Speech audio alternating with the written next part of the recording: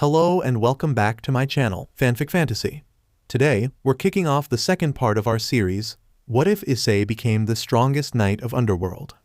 The author of this story is YagamiNguyen from fanfiction.net.now. Let's dive into the fanfic. Chapter 9 Inches. Raynare-chan, Issei called out, but suddenly found himself taken a step back cautionly. His demonic Nadachi appeared within his hand in a blink of an eye when he realized that Raynare wasn't coming here alone. Flying a few feet above the ground were 3 more fallen angels. 2 of them were females, and the other appeared to be a man wearing a gentleman's suit. Issei, even with his eyes stayed on the fallen, could feel Asia's shaking when she got to hide behind him and knew that she was afraid, not just at the other 3 fallen angels but Devil with brown hair and black Nadachi. The fallen angel who had the appearance of a young girl with blonde pigtails said as she examined Issei closely, Raynare, he is the one nearly killed that exorcist, freed Zelzen. Her companions were a little taken apart by this and were a little wary at Issei, as they all seen what he did to Freed, with an unsheathed sword no less. Eyes Kun, Raynare called out softly to her best friend, but quickly turned her attention to the girl that was hiding behind him. Asia, come here, it's time to go. She called out to the nun. The more mature woman of the group of fallen angel then flew down to the ground and touched her feet down next to Raynare, glaring dagger at Issei. Devil, give us the girl and we will allow you to leave here alive. She told Issei coldly, making Issei make a fearless smile, with his hand tightened around his sword, completely different from what Raynare remembered about him. Can you see that she don't want to? Issei asked, standing protectively in front of her. He then turned to his friend and asked with a worried tone, Raynare-chan, what is happening? Why are you with these guys? It was clear to him that Raynare's fellow fallen angels were no angel. All were glaring at him in absolute disgust, like he was but a mere ant underneath their feet. Don't talk to us like we're at the same level, filthy low-class devil. She stared at him as if she was looking at something very disgusting. Raynare-chan, don't tell me that you know this SHT Raynare. The younger female fallen angel laughed maniacally, making Raynare look down a little, trying to avoid both question from her comrade and friend. Should we kill him now and take the girl back? I want to see Devil's BLD so much. No, I don't want to go with you. I don't want to return to that church. I don't want to return to the people who kill other people. Also, you people did things to me. Asia cried out with disgust, fear in her voice. Please don't say that, Asia. Raynare spoke up with a concerned tone.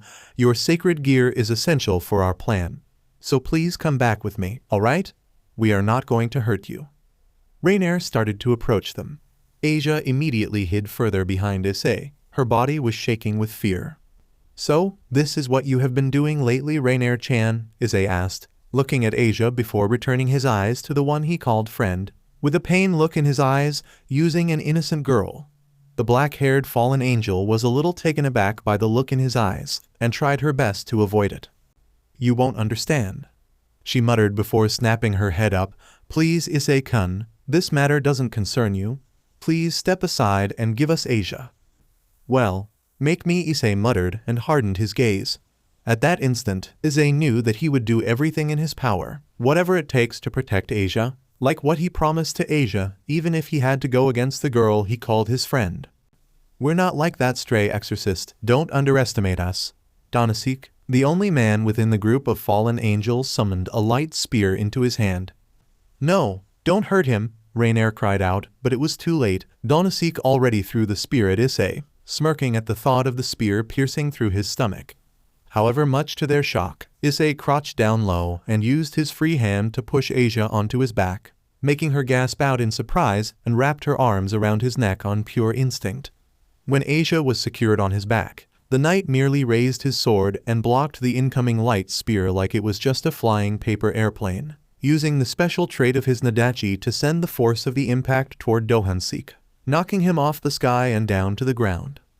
Hang on, all right. Asia nodded her head furiously and tightened her arms around his neck.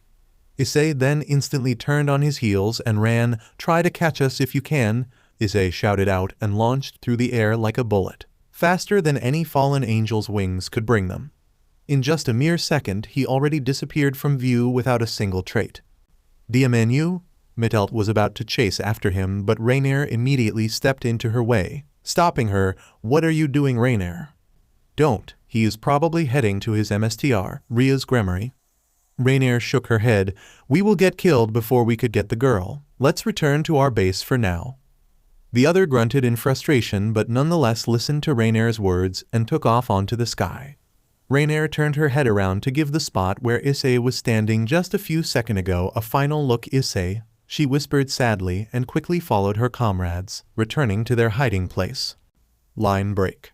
"So, he isn't at school today?" Rias Gremory asked while sipping on a hot cup of tea. All of her servants were present, save for Issei, of course. "That's strange," she muttered, knowing just how much attention Issei paid to schooling. "Any ideas of where he is right now?" While hanging out the leaflets, Akeno spoke up from the counter while making cookies for Koneko. "My familiar saw a boy that looked like Kun, wearing our school's uniform for boys wandering around the 25 district. That is the area where Momo Momonozo-san's house locates." Rias nodded her head with a smile. "Issei probably worries for her safety after what happened last night, so he was there to make sure that the stray exorcists wouldn't do anything funny to his client. I am not going to feel surprised if he decided to follow her to school as well, unnoticed of course," the crimson-haired devil said, and Akeno giggled at that. "Though, I am very surprised to see that he still doesn't realize that his client is a very popular girl among the teenagers." "Kamen Rider Pinky, right?" Rias nodded her head at Akeno's question. "That's why I pick Issei, a knight from Momozono-san." She then turned to Kiba and Koneko. "No offense to you guys, of course, but I think that a girl will like it more if she has someone earned the title of knight." "Of course." Buchu. Kiba smiled and Koneko didn't say anything and continued to eat the chocolate pancake she brought with her to school. "By the way, Buchu, shouldn't we do something about the stray exorcists and fallen angels residing in our town?" "Of course, Akeno," Rias said. Her voice became calm. "We can't let the human get killed or get into dangerous situation simply because they are making pacts with us like that. I already reported this to my brother, and as soon as—" But before she could finish, the door of her clubroom suddenly busted open and Issei stopped himself in front of them, appearing with the blonde-haired nun they say last night on his back, much to their surprise. "Eyes?" Rias stood up from her seat in surprise. "What happened?" she asked, casting her eyes from the girl on his back and the sword he was holding in his hand. Issei didn't say anything at first. He only turned around and gently put Asia down to the lawn. The girl was a little green and dizzy, with her blonde hair messed up from traveling at high speed for the first time, but overall she looked all right. "Raynare-chan, the fallen angels, they came to get Asia," Issei said, standing straight up. "Her sacred gear is their goal," he said firmly before looking at Asia. "Stay here, Asia, they are going to protect you," he told her with a small smile and then turned around to leave. "What? Where are you going, Issei?" Rias called out, stopping him. "I'm going to that church to get some answers from Raynare-chan." His hand tightened around his nadachi at the thought of Raynare. He wanted to have an answer for this, and he was going to hear it from Raynare herself. "No, Eyes, I can't allow you to do that." Rias shook her head and grabbed his shoulder to turn him around to face her. "It's too dangerous. You'll have to go through a small army of stray exorcists and other fallen angels to get to that girl. You will definitely be killed if you go. You won't be able to come back to life anymore. Do you understand?" Rias asked sternly, crossing her arms across her chest. "Plus, you bringing Asia Argento here, not only she is a god's follower, but she also belongs to the fallen angels, can seriously affect not only me but also the other members. You are a devil of the Gremory group. You need to be aware of that." Asia was a god's follower, Buchu. Rias widened her eyes in surprise at this. She was excluded because she used her power to cure a devil, just like us, Issei said. His tone softened a little, and from what Raynare was talking about, I don't think their plan involved her leader. They are doing this on their own. He then turned to Asia. "Right, Asia?" "Why, yes, I think Asia became a little uncomfortable when she became the center of all attention. They also said, my sacred gear is for their leader, Shemhesa-sama and Azazel-sama." Rias widened her eyes at the mention of two fallen angel leaders. "But everything you said is the truth, Issei. That girl was still originally from God's side." Rias pointed at Asia. "She is a person that we cannot ever coexist with." Even if she went with the fallen angels, it doesn't change the fact that she is still the enemy of us devils. Rias paused for a second before continuing, and what about that fallen eyes? What are you going to do after you get the answer you want from her? You can seriously think that you two can become friends again like before, when you two are two opposite beings? Issei was left speechless after that. Even though he didn't want to admit it, Rias was right. He could protect Asia here, and he could get the answer he wanted from Raynare later if he tried to, but what was going to happen after that? What would turn out between him and Raynare? Would they have to hate each other simply because she was a fallen angel while he was a devil? If only that day Raynare didn't accidentally kill Issei and Rias didn't turn him into a devil to save his life. That's it, Issei thought when that idea suddenly came up in his mind. It could work. Issei didn't know if he would manage to do it, but it wasn't impossible. If that was the only way that would prevent him from putting his sword at Raynare's throat. I know that friendship is a wonderful thing to you eyes, Rias said. Her tone became soft. I think it's amazing if you can say that face to face to me like this, letting me see just how much you changed after becoming a devil. But that is different than what we are talking about now. The relationship between a devil and a fallen angel is not as simple as you think. The two sides have been glaring at each other for hundreds and thousands of years. If you show them a single gap of weakness, they will come and kill us. They are our enemy. She shook her head. Instead of replying to Rias, Issei kneeled down and put a hand on Asia's shoulder. Asia, can you wait here? The others looked at him shocked, realizing that he still hadn't changed his mind. Why yes, Issei-san, the girl nodded her head. But please, promise me you will return.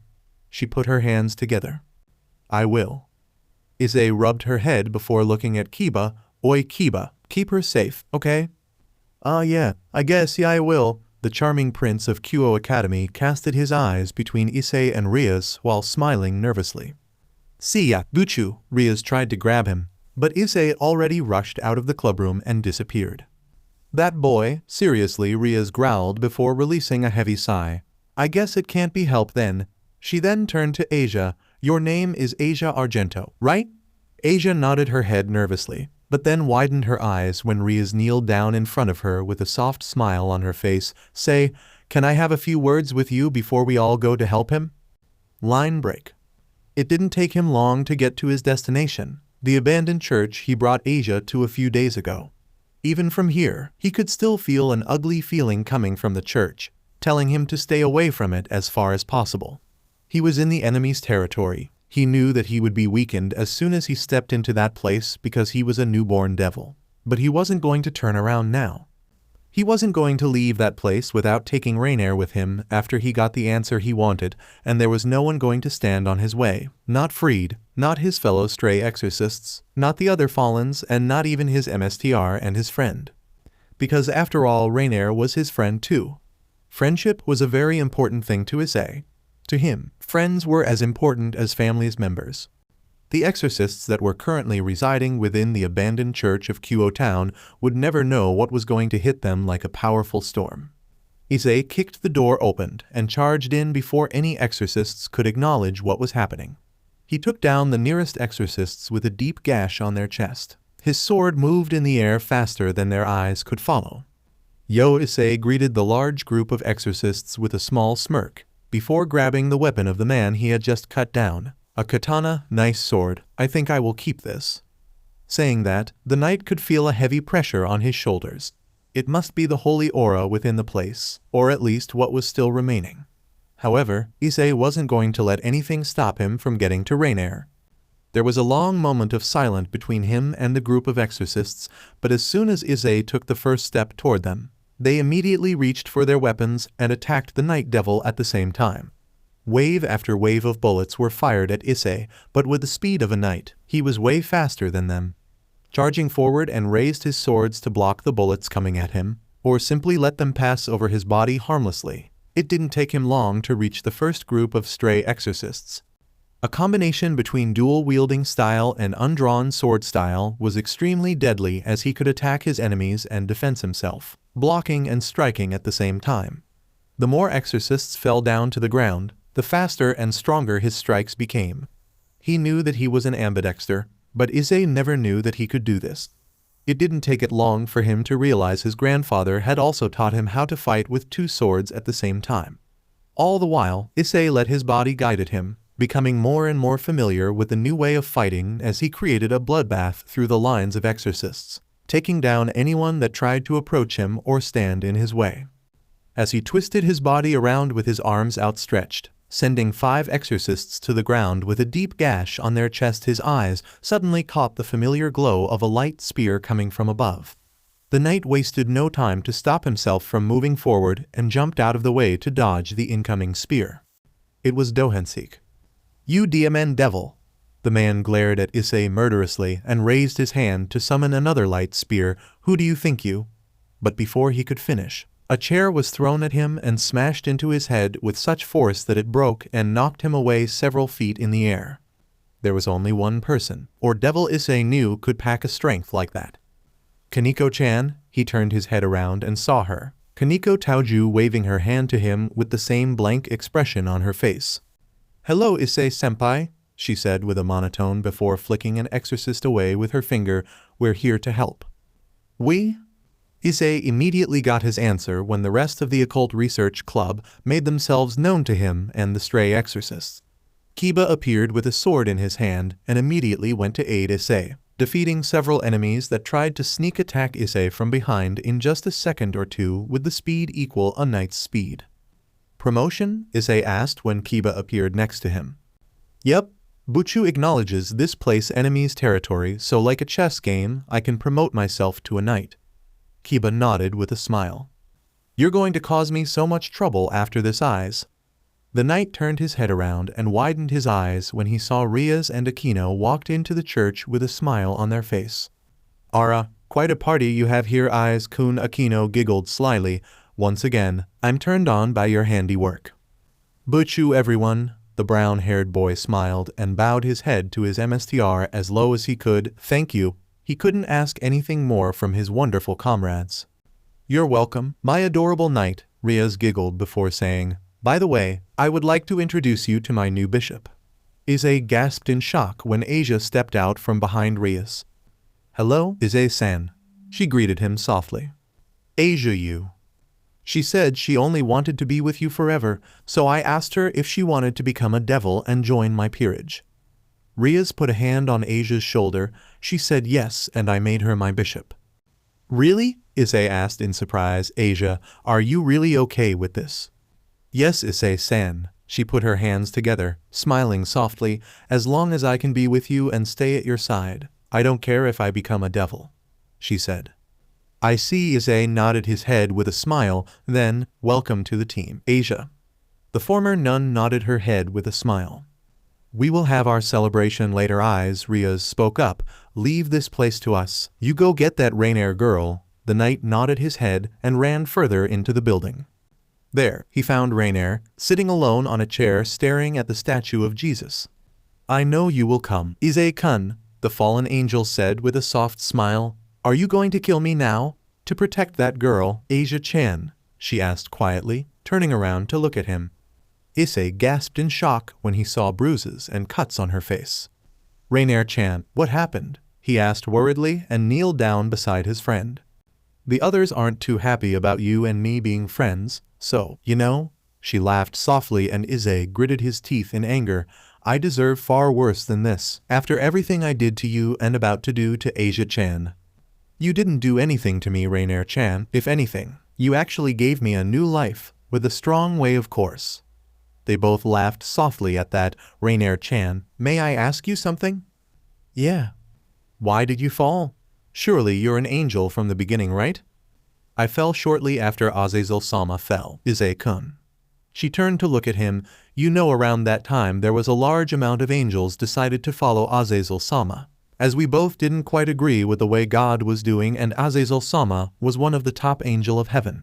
I was one of angel that decided to follow the first fallen, and before I knew it, my wings had already turned black." Raynare said softly, "I fell just like that."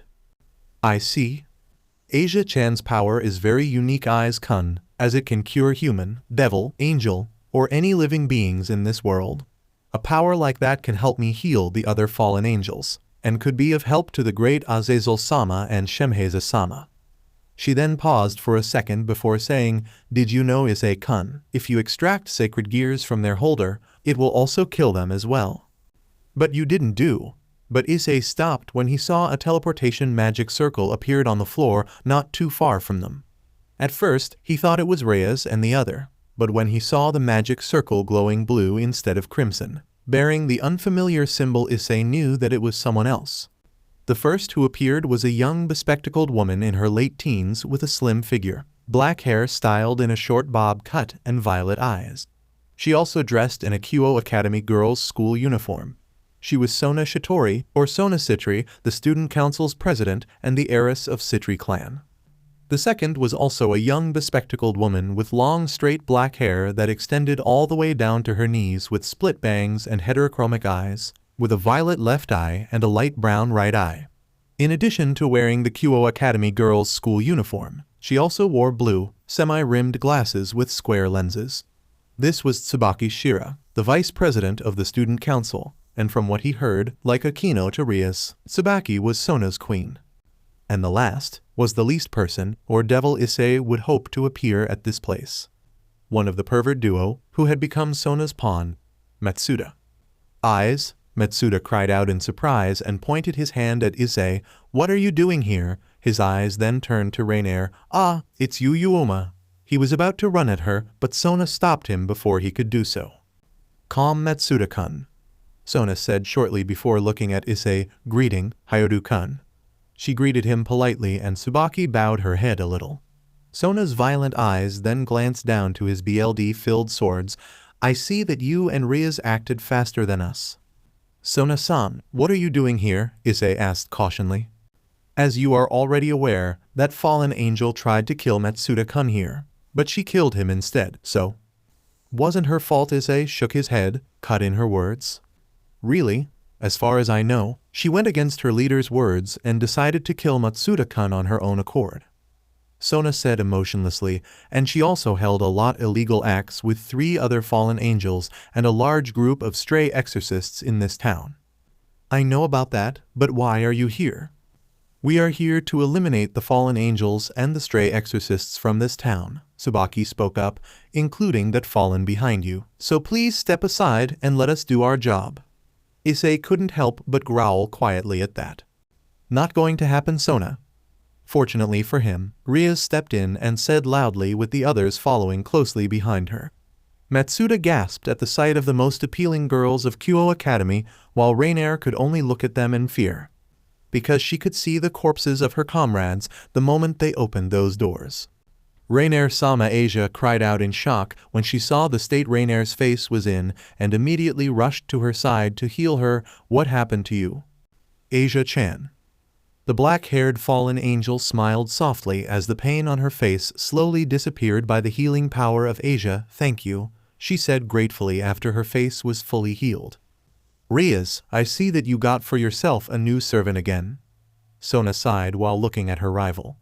"It's good to see you too, Sona," Rias said, smiling. "You came here to eliminate the fallen angels and stray exorcists, didn't you?"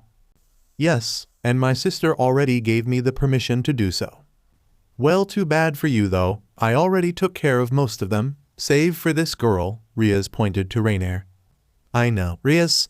That's the reason why I am telling your knight to step out of the way so I can finish the job." "I would like to see you try," Issei stepped forward, but Rias held her arm out to stop him. "Let me handle this, Eyes," Rias said, smiling to him before returning her attention to Sona. "You see, Sona, if you kill this girl, my knight isn't going to feel happy about it.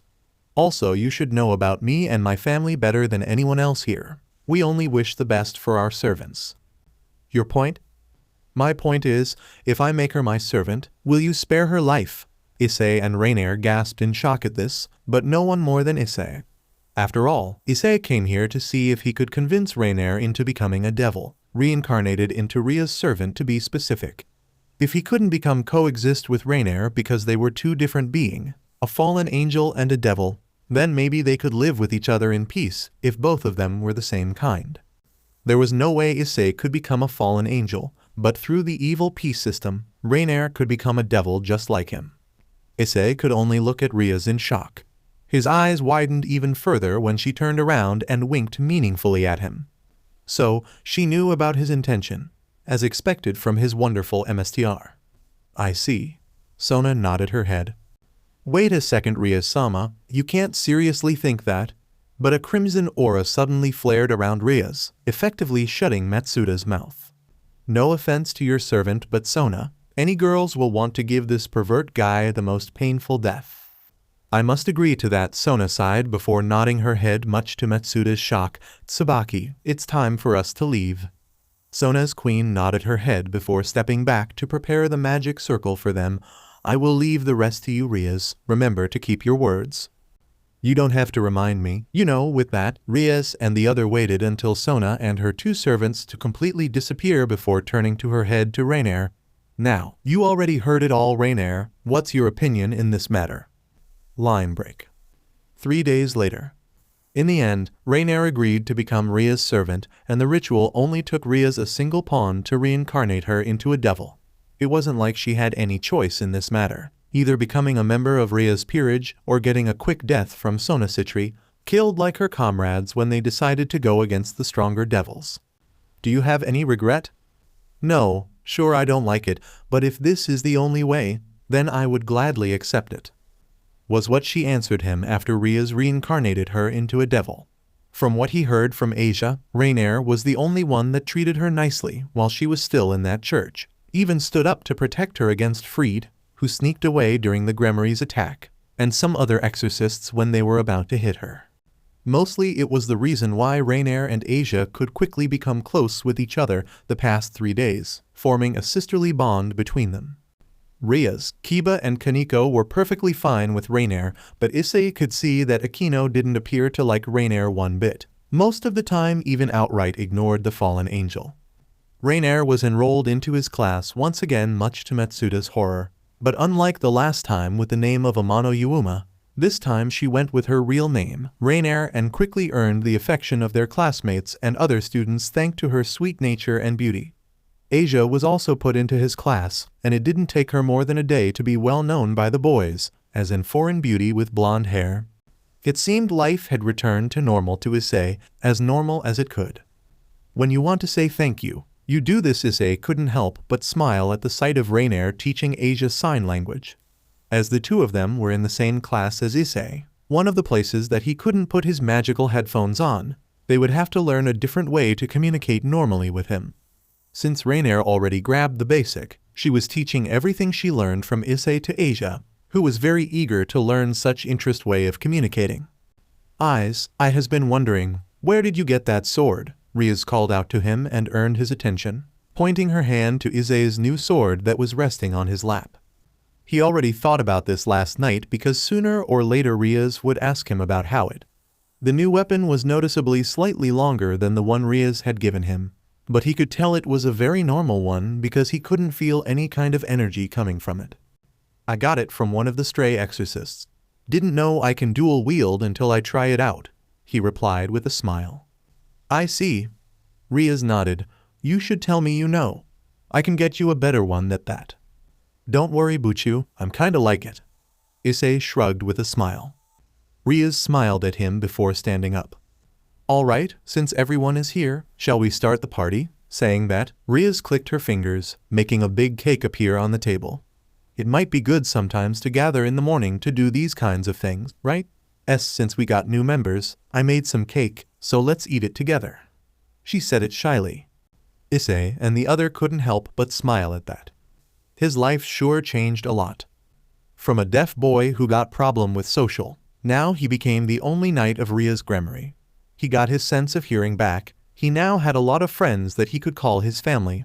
He could also move at super speed, at his best even faster than the speed of sound, and could make sharp and clean cuts with an undrawn sword.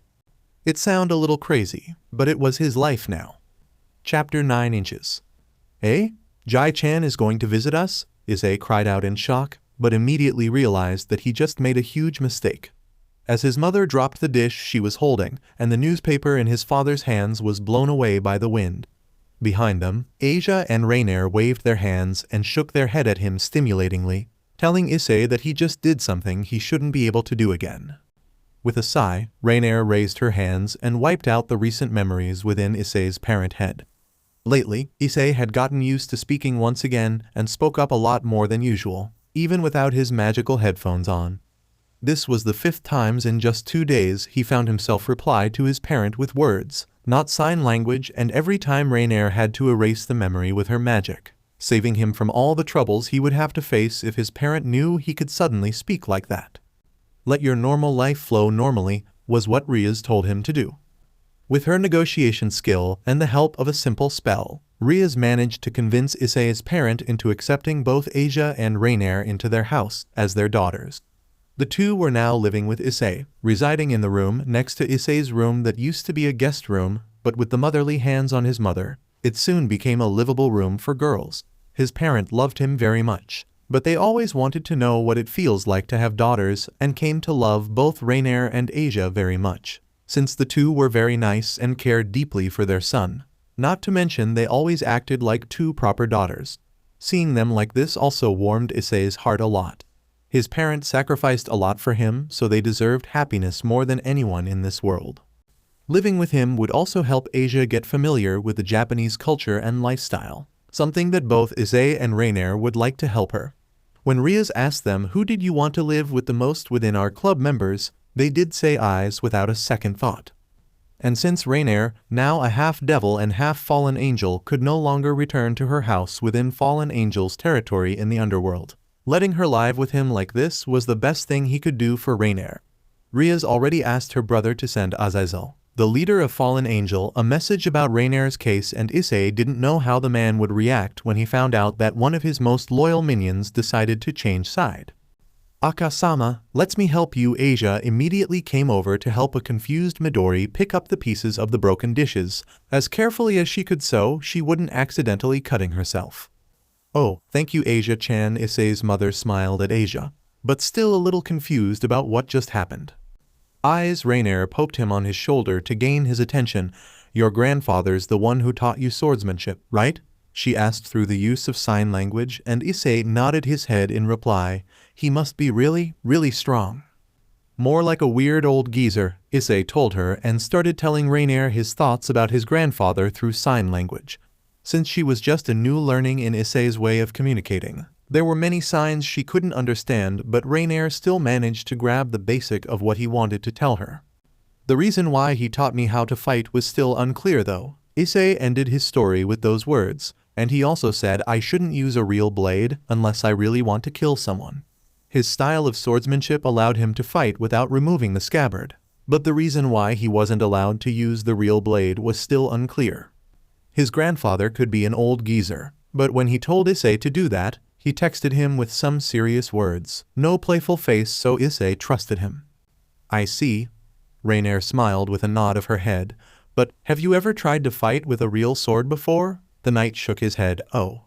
He didn't even know that he was ambidextrous, getting to the fact that he could fight with 2 swords at once. That aside, he was starting to enjoy the way his new life was turning out. Line break. Sparring with Kiba was one of many activities Issei had come to enjoy lately in the early morning before going to school. Thanks to his ability, Kiba was able to recreate his weapons the moment Issei broke it with a powerful strike or slash. Dueling with Issei was getting harder and harder for the handsome pawn, as the more he fought the darker his personality became, almost like a sadistic Akeno, but worse in many ways. At first they all thought it was only when he was facing against an enemies. But now Kiba could tell that whenever Issei picked up his swords, he became somewhat bloodthirsty and enjoyed the feeling of his weapon going through the fleshes of his opponent, as well as the smell of BLD. It was scary, seeing how he was a kind and really gentle high school student. At least Issei was still able to control himself, since he heard the moment the knight decided to pull the sword out of its sheath. It was the moment he really wanted to kill his enemies. Calm down Eyes-kun, Kiba said with a nervous smile as he was pushed back by Issei's violent strike. But he doubted Issei could hear him because currently he wasn't having his headphones with him. Before the spar started, Kiba asked Issei if he could fight without having his headphones with him. So the knight decided to give it a try and put the magical artifacts away. And the fight turned out to be just like how Kiba Yuyudo predicted. Issei was able to avoid almost every attacks from him, without the need to use one of the swords to block, even if most of them was super fast.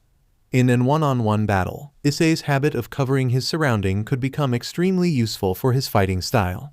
But the ears were also very important if Issei fought against multi-opponents at once.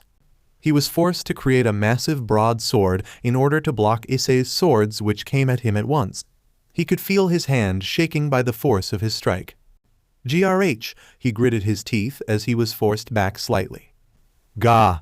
The knight cried out and slashed his sword down, breaking the broadsword Kiba was holding in the process. The moment the tips of his swords hit the ground, Issei released them and twisted his body around to deliver a cut to a broken piece of Kiba's sword, sending it to the pawn's face. Kiba gritted his teeth and moved his head out of the way, and saw the way the piece cut a few strands of his front bangs as it flew past him.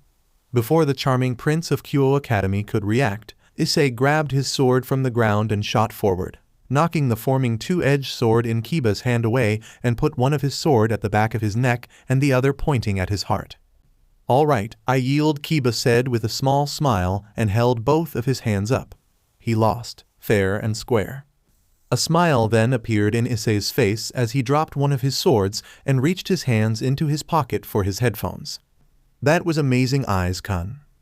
Kiba said after the headphones were activated. You're really getting stronger. Am I? Issei asked, looking at his hands. I do feel like I can do just more than that though. He wasn't sure, but the feeling he had while sparring with Kiba wasn't something he could not notice.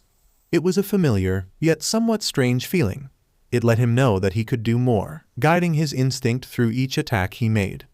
Issei didn't know that he could fight that strong. It was like his ability had boosted greatly in the past few days. But still, you need to keep your head cool as well, Eyes-kun, Kiba said. I lost control again, didn't I? He asked with a bit of bitter in his tone. A good yoga lesson will be very useful, Kiba advised with a smile, since I doubt everyone, other than Akeno-senpai, would enjoy a sadistic Eyes-kun. They both laughed softly at that. I will keep that in mind. Issei nodded his head. What time is it? It's almost time for school though, Kiba said after checking the clock on his phone's screen. We should head there soon. You go first, I need to grab Asia and Raynare-chan as well. And with that, the two swordsmen separated, ending their usual morning routine. Line break. It's a good weather today. Eyes-san, we are playing softball for physical education today. It's my first time, so I'm excited. Asia was walking towards the school happily with Issei and Raynare, all dressed in their respective school uniform. She was trying to talk to Issei, completely forgot that he couldn't hear what she was saying. So, he kept on walking without acknowledging her, looking around to make sure that no motorbike would suddenly appear and crash into him. It used to be his worst fear during the first few months trying to get used to his new condition. The students who goes to the same school as us are looking at us with intense eyes. Asia-chan, Raynare decided to speak up with a gentle smile. Eyes-kun cannot hear what you're saying, remember? Oh, Asia nodded her head before making a down expression. I forgot. She just recently became Issei's friends, and since most of their conversation together in the past was with him wearing his headphones, she was still getting used to it. Don't worry, I don't think he will get angry at you, Raynare smiled. While the trio was walking toward the academy's gate, the students couldn't help but whisper to each other. Why is Asia-san walking from the same direction as Issei-kun? Said the girls. Impossible, what's going on? It must be some kind of mistake, not just Rias One-sama, but even Asia-san, and who is that beauty walking next to them? Cried the males angrily. Still, it wasn't like he could hear anything, and could only look around in curiosity, since everyone was sneaking glance at him and all. Are they talking about us? Issei turned to Raynare and asked. Why yes, they are, Issei-kun. Raynare nodded with a smile. He, the timid and shy student and a rather famous boy at Kyoto Academy, who spent his time around school and classes along, was now suddenly getting along with the school idols very well. The girls really loved and cared for Issei. Hyodu wasn't an uncommon knowledge around the schoolyard, but him befriended many appealing ladies around the school was actually something new for them. From other people's view, it was an unbelievable situation, mostly for the other male students. His sudden friendliness with them was acknowledged in many ways. There were some students who confessed to Asia because they thought something like, if Hyodu can, so can I, but they were rejected immediately by the former nun. By the way, Asia-chan, Raynare glanced at the movement of Issei's hands and translated it to the blonde. Are there any problems at school? Are you getting along with other girls? Those were the things he most concerned about. A former sister who had just transferred to their school, whose former lifestyle was far different from their must felt lost in school life. At times like that, Issei thought he would definitely help her. However, what's most important was for her to be supported by other girls. Raynare had started to coming to Kyo Academy again, so he could feel a little less worried than before, as Raynare would surely take good care of Asia. However, just the girls from the occult research club weren't enough. He thought Asia would need to interact more with the other classmates of their class as well. He doubted she was getting bullied for not being used to this lifestyle, but Issei couldn't stop himself from being worried about it. Nothing like that was happening within his sight, but she might be bullied when he was not there. Then, Asia made a smile which came from the bottom of her heart, which then rejected his concern about her. Everyone is very kind towards me. Raynare translated it to him. They are teaching me a lot of things so I would get familiar with Japan. I also made lots of friends. I was also invited to go shopping with them. That was really good to know. It seemed like her relationship with the other classmates was going very well, so one of his concerns was gone. Now, with the problem of Asia's school life settled, the remaining problem was brought out the moment they stepped into class. Asia-chan, good morning. Good morning, Asia-san. Your blonde hair is shining today as well. The bald-headed guy Matsuda and the guy wearing glasses Matahama approaches Asia while greeting her cheerfully.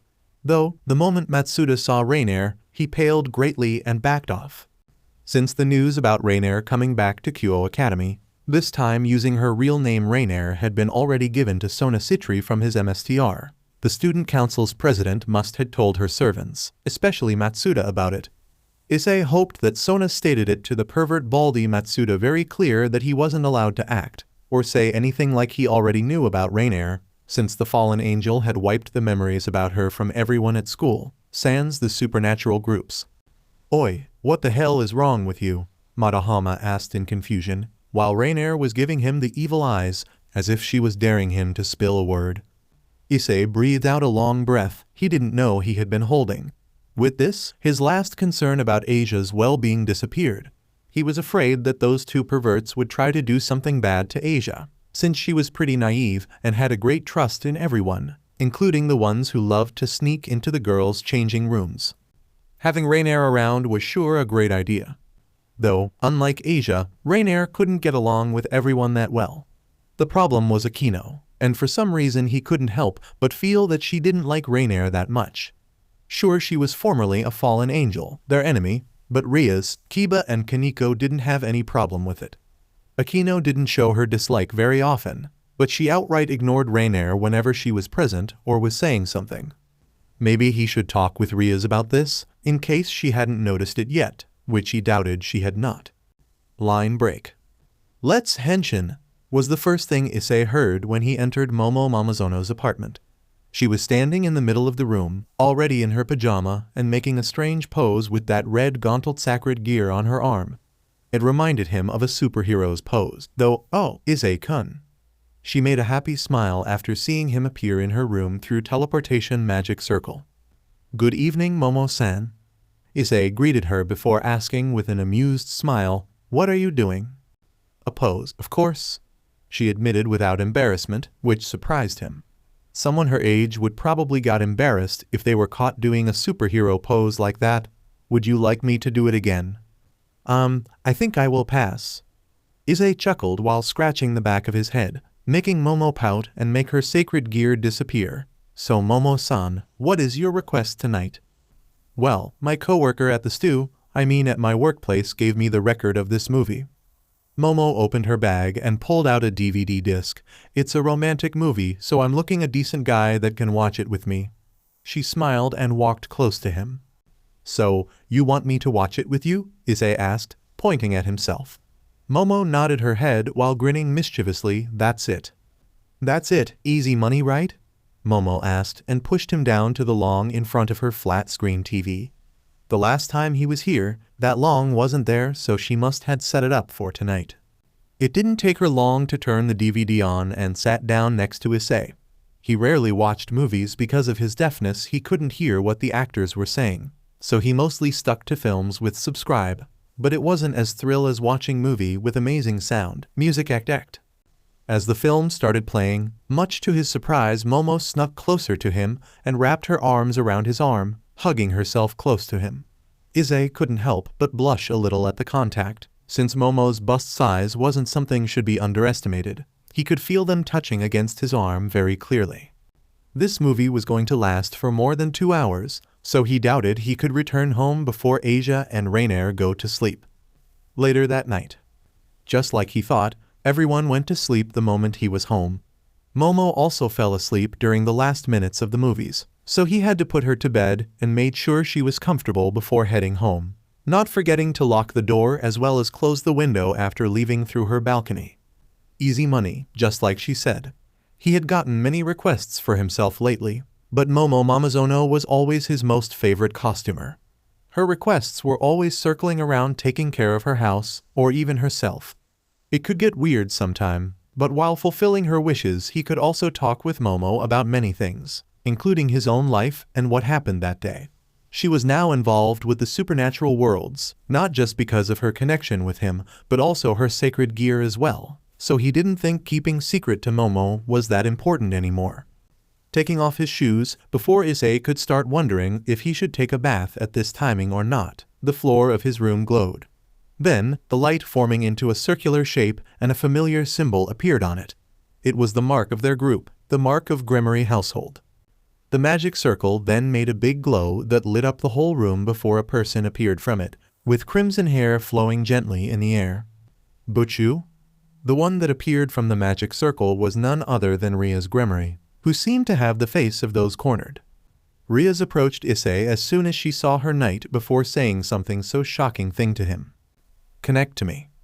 "Excuse me." Rias then said it again to make sure he heard it since Issei had a dumbfounded look. "I want you to take my virginity, immediately." Maybe he should ask Akeno to send his headphones to the underworld so the designer could give it a careful check, because he believed that it wasn't working as it should be. Chapter 11. As quickly as she could, Rias reached for the highest button of her shirt and unbuttoned it. Then she reached for another one, and then another one, until her shirt was dropped down to the floor, exposing naked upper body to Issei's eyes. Thank the Mao she was wearing a BR, but it didn't help his situation one bit. "Buchu, what are you doing?" Issei stuttered while blushing furiously. He knew that Rias had little to modesty, since she could randomly took a bath in the middle of the clubroom, as well as wearing clothes that exposed a lot of skin when she was sleeping. But this was getting a little out of hand. "Hurry and go to the bed. I will get ready for it now." Rias hassled him while taking her uniform off. "Strip." She took her skirt off and her underwear became visible. Now that Issei knew she was kidding about what she about to do and have him do to her. "Buchu, this is..." He was panicking. Obviously, how could he? A boy who barely interacted with everyone in the past and only recently earned some of his social skill back would surely get freaked out if an appealing woman like his MSTR suddenly appeared and said something like "let's have sex" and started taking her clothes off right in front of him. "Strip." Issei forced his head away when Rias finally removed her BR from her upper body. Her creamy white melons were pretty much visible. Then Rias, who only had her panties on, took a huge breath and then walked towards him, her melons jiggling along the way. "Issei, aren't I good enough?" "And no, absolutely not." He shook his head, but then added quickly before she could get any more wrong ideas, "But that's beside the point." Issei shook his head rapidly before asking her, "Just what's wrong with you? Did something happen?" "I thought about all sorts of things, but this is the only method left." Rias muttered mostly to herself, but Issei could hear it all thanks to his superhuman hearing. "If there is evidence, then they can't complain about it. The only person close to me who is able to do it with me is you." She then said it to him with a smile. "Huh?" Issei was confused. "There are things you still lack in, but you seem to have the potential." Rias places her fingertip on Issei's cheek, who shudders under the light touch and moved his head so he could look at her. The generous view of her melons hit his eyes almost immediately. Issei had to admit that something like them were very strong not to be stared at. "Be Buchu," Issei gasped. Taking his shock into account, Rias was able to push Issei onto his back on the bed and straddle his hips as she looked down and veiled her knight's head with her long crimson locks. "Wait, Buchu, I don't know anything about sec, and I'm not mentally prepared, so please just stop and explain to me what's happening." Issei shook his head and cried, hoping that his voice could reach Raynare, or at least Asia. Their presence would surely stop what Rias was about to do.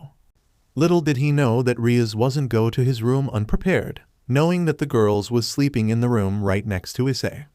"It's your first time?" Rias asked as Issei nodded shamefully. "Why, yeah." Smiling with a little nervous blush, Rias said, "Then it's fine, it's my first time too, so we'll learn together if we must." Shaking his head rapidly, Issei said, "No, that's not the point and you meant," Issei squeaked as Rias grabbed his wrist and pressed his hand against her left breast. Issei was blushing so strong that he swore he could feel an insane amount of blood bursting out from his nose. His head felt like it was about to burst because of the amazing sensation. Her melons, they were like a pudding that wouldn't crumble, or the best quality marshmallow. "Can you feel it?" Rias asked. "Buchu, please just hear me out real quick." Part of his mind that wasn't focused on feeling the sensation of his hand allowed him to say those words. But before Issei could finish them, he stopped himself when he felt something coming. Much to his favor, something, or rather someone did show up, as the floor of his room flashed once again, and this time, it was a silver magic circle of the Gremory clan. "It looks like I was a little too late." Rias sighed in defeat and sat on her own as she looked at the magic circle in disappointment. "Oh, thank my grandfather's beard for that," Issei sighed in relief, but couldn't help but wonder why he had said that. Appearing from the magical circle was an incredible, appealing and voluptuous woman appearing to be in her early 20s, with silver hair and matching eyes. Her hair, which flows all the way down to her back, featured a long braid on each side with small blue bows at the ends, while the rest was let down, ending in twin braids as she wore a blue and white French maid outfit with long sleeves and a white maid headband over her head, with red lipstick as a cosmetic accessory.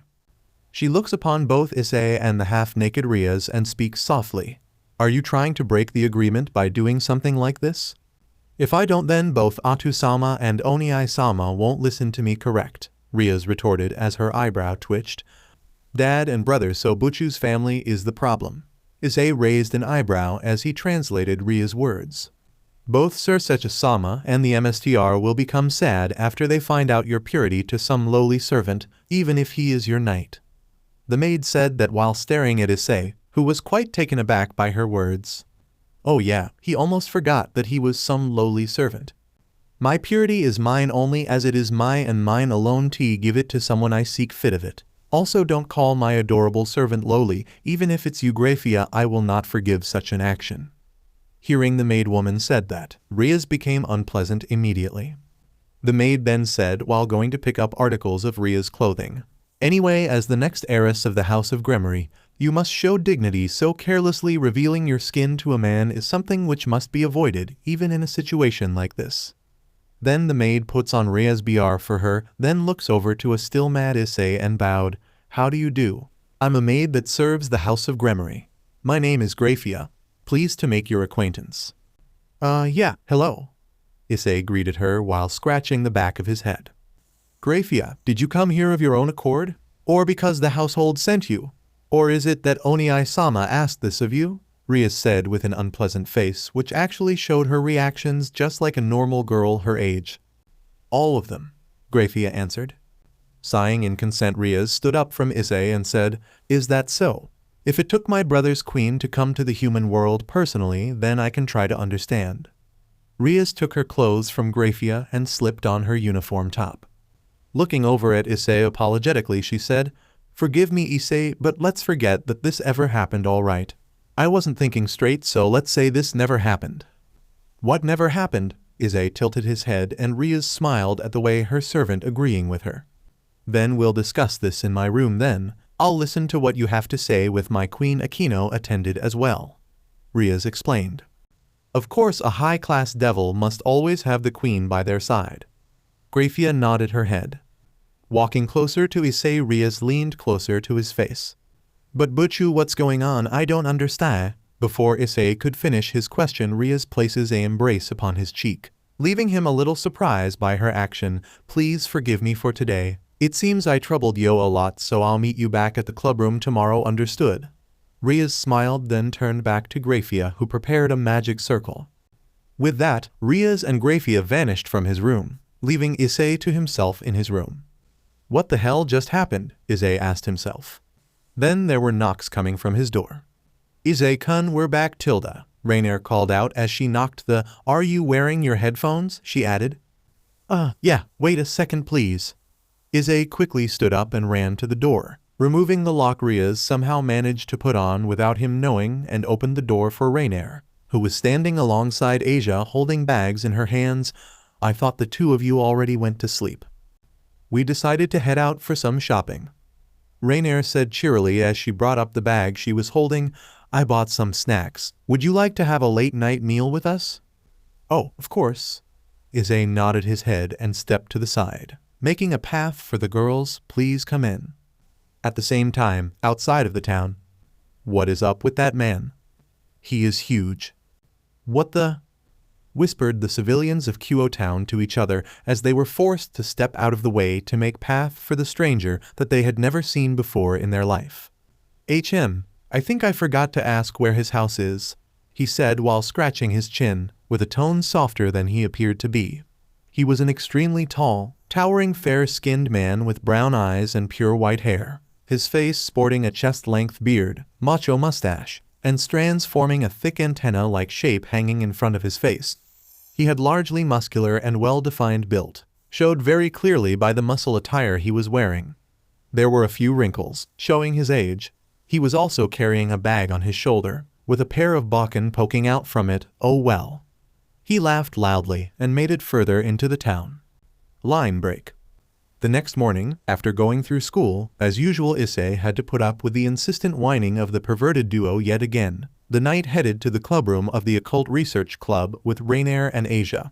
They were asked by her to be there at 10 am. All of them were curious about the seriousness in her voice. Issei couldn't help but wonder if this meeting would have anything to do with what happened yesterday. When they arrived, Rias, Kiba, Koneko and Akeno were already there with Grayfia, the silver-haired maid who arrived to save Issei's last night. The atmosphere were very serious. Stepping forward to break the silence was Rias, who said, Now, since everyone is here, let me explain something before we begin with our daily activities. Rias spoke after looking at everyone. Aju-sama, do you want me to explain the situation? Grayfia interjected, but Rias rejects the offer with a wave of her hand. The truth is, it happened exactly when Rias started speaking. The magic circle on the floor glowed before changing into an unfamiliar pattern, strikingly resembled a phoenix in a circular shape. Phoenix was Kiba's word when flames burst out of the circle and overwhelmed the room with heat. Whoa, what's going on? Issei looked around the high-temperature room in shock, but stopped once he saw a single man appear. He was a handsome young man in his early 20s with short blonde hair and dark blue eyes. His outfit consisted of a burgundy blazer with gold embroidery on the right with matching pants and black dress shoes. Underneath his open blazer was a white dress shirt that was not fully buttoned, giving a slight view to his chest. The man looks around the room as soon as his magic circle died down. I haven't been to the human realm in a while. As soon as he turns around, he looks over to Rias and smirks. I've come for you, my lovely Rias. Lovely, was the thought of the newborn devils. As Issei looked between the two in confusion, he couldn't help but realize a slight displeasure in Ria's eyes, and already could tell that she didn't like the man in front of her one bit. Can anyone tell us who is he? Issei asked, looking around the room to see if anyone would answer his question. This is Raynare Phenex-sama, a pure-blooded devil and the third son of the Phoenix family, Grayfia explained. Now then, Rias. Raynare spoke up as he glanced at Rias. Let's go and take a look at the ceremony hall. The date of the ceremony is decided, so we need to check it before then. He then reached his hand out to grab Ria's arm. But before he could even reach her, Issei already appeared between them and grabbed Raynare's wrist, stopping him from doing what he was intended to do. Hey, you! Aren't you being a little rude to Butchu? Issei asked with a calm voice and let go of Razor's wrist, allowing him to take his hand back. Actually, what's with that attitude towards a girl? Issei said it very clearly to him. The guy then looked at him and started looking at Issei as if he was looking at some trash. Ah? Who are you? He said it with a displeased voice, completely different from the sweet voice he had toward Rias. I am the servant devil of Rias Gremory-sama. I'm her knight, Hyodu Issei. Ah, okay. Issei slipped after Razor made that dull reaction. Just exactly who are you and what are you doing here? The guy started laughing at Issei's words and then Grayfia came into the discussion. Hyodu Issei-sama. Why, yes. He is the husband of the next heiress of the House of Gremory. Eh? Issei was surprised. He is engaged to Rias Ojo-sama. Later. The tea made by Rias's queen is superb. Thank you very much. Akeno replied blankly. For those who knew her, they could see she was clearly showing disliking toward the third son of Phenex. It was actually a little bit scary. Rias, who was sitting on the sofa as well. Razor, who carelessly sat next to her and was holding her shoulder. The crimson heiress kept on shaking his hands off, but the man kept on touching her hair, hands and shoulders. Ria's servants were sitting away from the two high-class devils and could only look at them. Stop it already. Buchu's angry voice echoed through the room. Everyone immediately turned silent. Only the munching sound coming from Issei and his cat was heard. Rias already got up from the sofa and was glaring sharply at Razor, who on the other hand was smirking like usual. Razor, I told you before, I will not marry you. Yeah, I heard that before. But Rias, that won't do, you know? I think the situation of your household is quite serious. That's none of your concern. If I'm the next heiress for the House of Gremory, then I will choose who will become my husband. My father, brother, and everyone in the clan are rushing it. Also, it was a promise that I will be free until I graduate from University of the Human World, Rias said loudly and harshly. That's right. You will basically be free. You can go to college, and you can do whatever you like with your servants. But your Otu-sama and Sirzechs-sama are worried. They are afraid that your household will become extinct. We lost a great number of pure BLD devils in the last war. Even if the war has ended, our rivalry with the fallen angels and God hasn't ended yet. It's not rare for the successors of pure BLD devil to get killed in the worthless battle against them, which leads to the household becoming extinct. So for a pure BLD devil that also happens to be a high-class devil, getting together would be the obvious solution for the forces of devils. A pure BLD high-class devil. Even you know that these children will be important from now on, right? Rias and Razor started to argue. Rias then became quiet when Razor started a serious topic. Though her sharp eyes hadn't changed one bit, Razor continues to talk after drinking the tea. The newly produced devils, the ones like your servants, the reincarnated devils, are expanding in terms of strength, but that would make us, the high-class devils with old history background, lose our place. There are old nobles who gets close to the reincarnated devils because they are very powerful. Well, that might be alright. The newly produced devils are also important for our future. But we can't allow the pure BLD devils to go extinct, right? You and I were chosen in order to prevent the pure bloods from going extinct. My house is safe because I have my older brothers. But there are only 2 siblings in your house. And your brother is someone who left the house. Then there would only be you, Rias, who can inherit the House of Gremory. If you don't take a husband, the House of Gremory will go extinct in your generation. Are you trying to crush the household that has been continuing for a very long time? Because of the past war, there is not even half the number of devils who were referred as 72 pillars. This marriage has the future of the devils on the line. The devil's society is complicated, isn't it? Raynare whispered in a very small tone to Issei, who nodded his head in agreement. I'm not going to crush my house, and I am willing to take a husband. Hearing Rias said that, Razor made a big smile. Oh, to be expected from Rias, then let's... But I won't marry you, Razor. I will marry the one I acknowledge. Even the devils from the old noble house have the right to choose. Rias announced loudly over Razor and said it as clearly as possible. Razor suddenly became unpleasant. His eyes became sharper, and he even made a noise with his tongue. You know, Rias, I'm also a devil who carries the name of House of Phoenix behind me. I can't let that name get tarnished. I didn't even want to come to a small old building like this in the human world. Rather, I don't like the human world that much. The fire and wind of this world is filthy. For a devil like me who rules fire and wind, I can't stand it. Flame? There are flames around Razor. There are small bits of fire around the room as well. I will take you back to the underworld, even if I have to burn all of your servants. Asia hugged his arm, unable to withstand Razor's hostility and killing intent. The atmosphere was tense, as if one could cut it with a knife.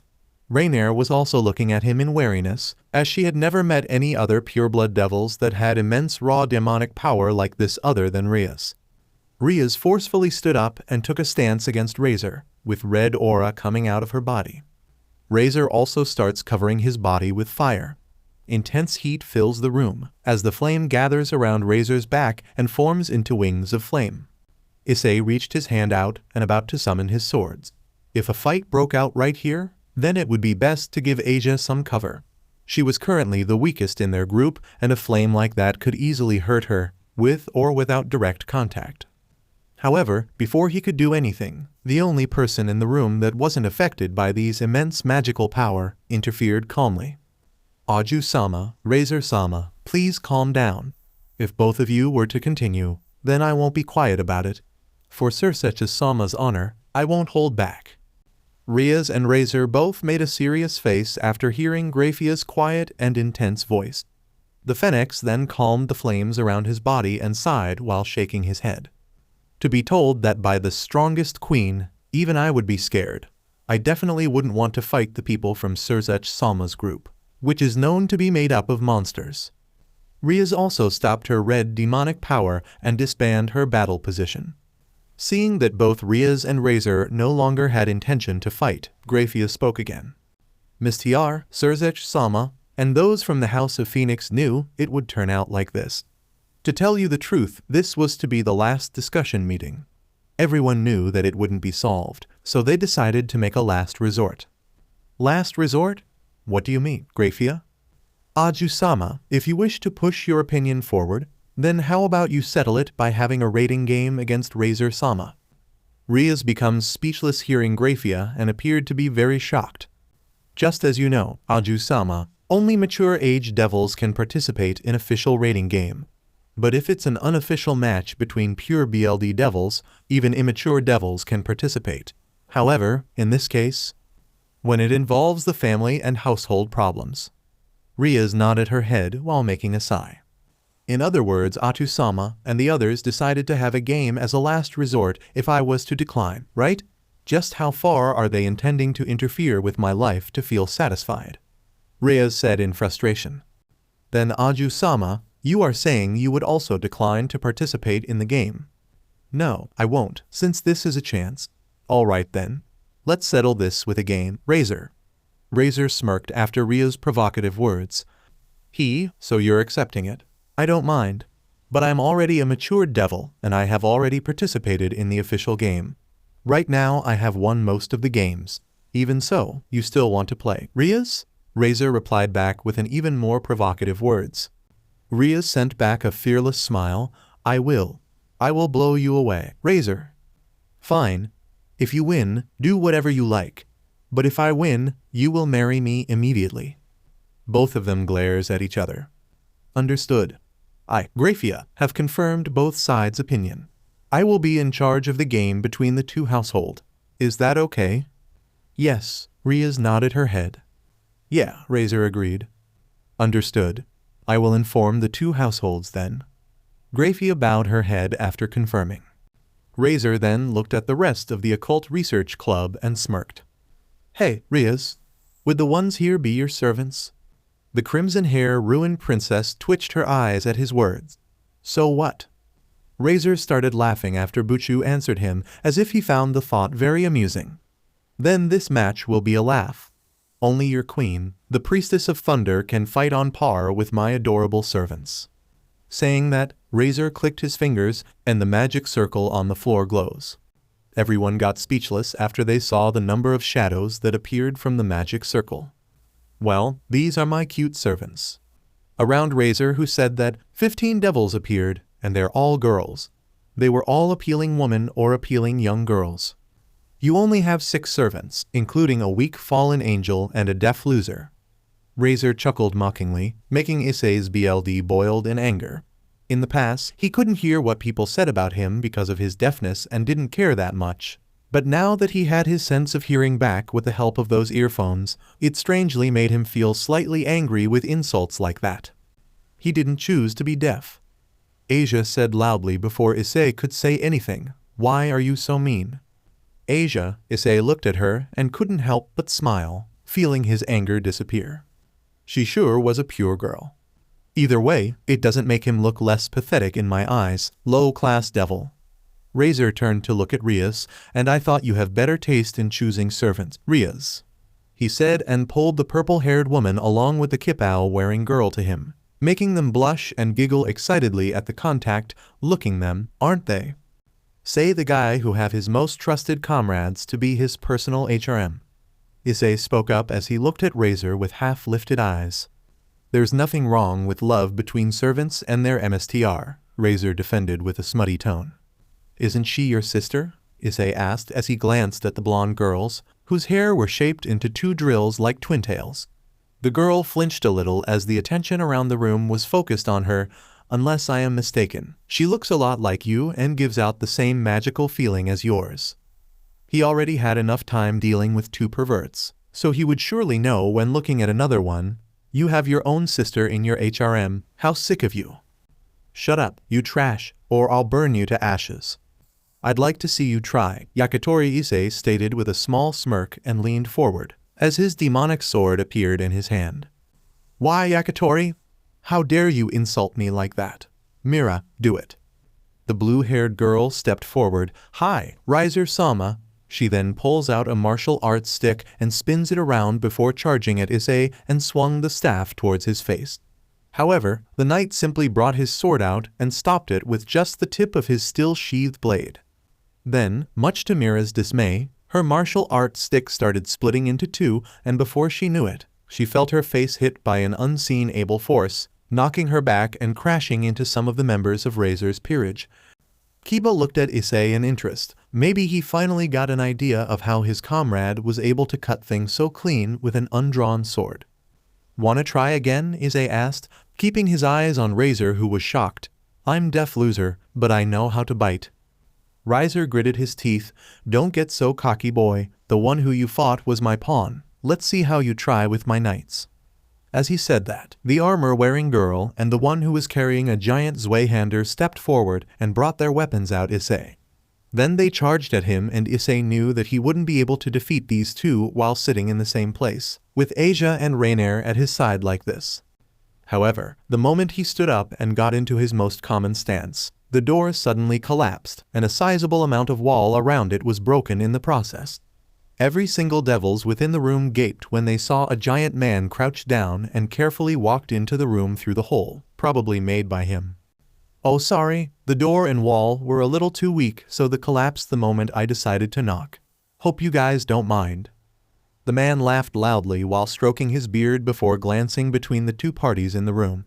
His eyes then landed on Issei, and he laughed. Oh my eyes, Chan, already back to fighting? You must know you can't resolve everything by violence. You have to give the opponents a chance to beg for their life, or at least surrender first. All of them, save for Rias and Issei's sweat dropped at his words, as they were all also quite taken aback by his size and huge muscles. Because they both recognized him, Rias from Issei's dream and Issei in the small memories of his childhood. Jai-chan. He stuttered in shock. He didn't expect that man, his grandfather, to be here at Kuo Academy, probably looking for him. He even thought that his grandfather wouldn't come until next week. Yo, everyone, my name is Hayato Furinji, Ise-chan's grandfather. He said cheerily while waving his hand around. I see that you have so many friends around here, good for you. Line break. After Razor and his party left, in the next room because they couldn't risk expose their existence to a human, it was time for them to greet his grandfather. The Phenex was quite confident in beating Rias and her peerage, giving her 10 days for training and a chance to further improve her peerage to face him and his servants. It would be a showdown between 7 and 16. It was basically a handicap battle. Oh ho ho, the tea are absolutely delicious. Hayato Furinji laughed as he drank the tea Akeno served him. The appealing queen was wearing a gentle smile on her face. Unlike her expression while she was serving riser, you sure will make a fine wife one day. Ara ara, thank you Hayato-san. Akeno giggled with a hand covering her mouth. Jai-chan, Issei scratched the back of his head, trying to come up with an excuse for his current condition. The technology to help people with permanent deaf wasn't created just yet, so it would be very weird to see him suddenly be able to hear again. Also, there was no point of hiding it after how much he saw. Ah, I'm so glad that you can hear again, Issei-chan. Those earphones are really handy, aren't they? Hayato pointed his finger at his grandson. I really need to keep up with technology nowadays. Yeah, of course. Both Rias and Issei breathed out a sigh in relief at that. Jai-sama, my name is Rias Gremory and I's president at the Occult Research Club. It's my honor to meet you in person. Rias decided to introduce herself first with a bow of her head. This is Akeno Himejima, the vice president of this club. From left to right is Koneko Toujou, Kibayu Yudo, Raynare and Asia Argento. Rias introduced each member of her peerage, as they all bowed their head at the huge man. Also, Raynare and Asia are currently living at I's house, so you will see them quite often there. I see. Hayato nodded his head. It's a good thing that my grandson can have so many friends like this. So, which one of you is his girlfriend? Eh? Relax, I was just kidding. He laughed and the girls, save for Koneko who was still keeping a stoic face and especially Asia and Raynare, breathed out a sigh in relief. They didn't know they were holding at that. Jai-chan, why are you here at my school? Issei asked. I thought you're going to head straight to the house. Oh, I forgot to ask your address. Hayato said as he put the cup of tea down to the table. I also forgot to bring my cell phone, so the only chance for me to find you was asking people for direction, and a girl pointed me to this school. He then put his hand on his knees and looked at Issei, very seriously. Anyway, Issei-chan, when I arrived I saw that you were about to fight those girls with a real weapon. I also heard there was going to be a battle between this club and that man's club in 10 days. What happened? They were rather shocked by the seriousness in his voice, completely different from the warm and slightly playful he had used before. It's because of me, Jai-sama. Rias spoke up before Issei could continue. I come from a noble family, but they are a little bit old tradition. They want me to marry the son of another household, in order to reunite our two families together. I, however, don't want to marry him and want to find my own happiness, but my parents don't agree with me. Your grandson, and all the people in this room know how to fight, so I asked them to help me with it. If we win, then the marriage engagement between two families will be cancelled. But if we lose, then I will have to marry him immediately. I see, but it's still a match of 16 against 7, even with my grandson's help. I don't think you will be able to get out of this unscratched. The elderly man nodded his head. Issei was a little surprised to see his grandfather's faith in him. Did he actually believe that Issei could win against them? Also, putting your freedom into a gamble just like that, it seems it's a last resort, isn't it? Yes, Jai-sama. Rias nodded her head sadly. So, you are willing to help her? Hayato asked, and Issei nodded his head with determination in his eyes. I see. The man made a warm smile. Jai-chan, can I ask you something?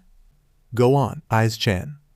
Why did you teach me swordsmanship? Issei asked, and what happened to me 10 years ago? For your first question, Issei-chan, I didn't just teach you swordsmanship. There were a lot of things I had taught you, but it seemed you couldn't remember most of them. The man said while stroking his beard, making Issei widen his eyes in surprise. You can say that I didn't just teach you how to fight Issei-chan, but also prepare you for your duty. Excuse me? Issei-chan, your duty is to protect the Imperial House of Japan and its regalia, as well as become the guard of I's Grand Shrine.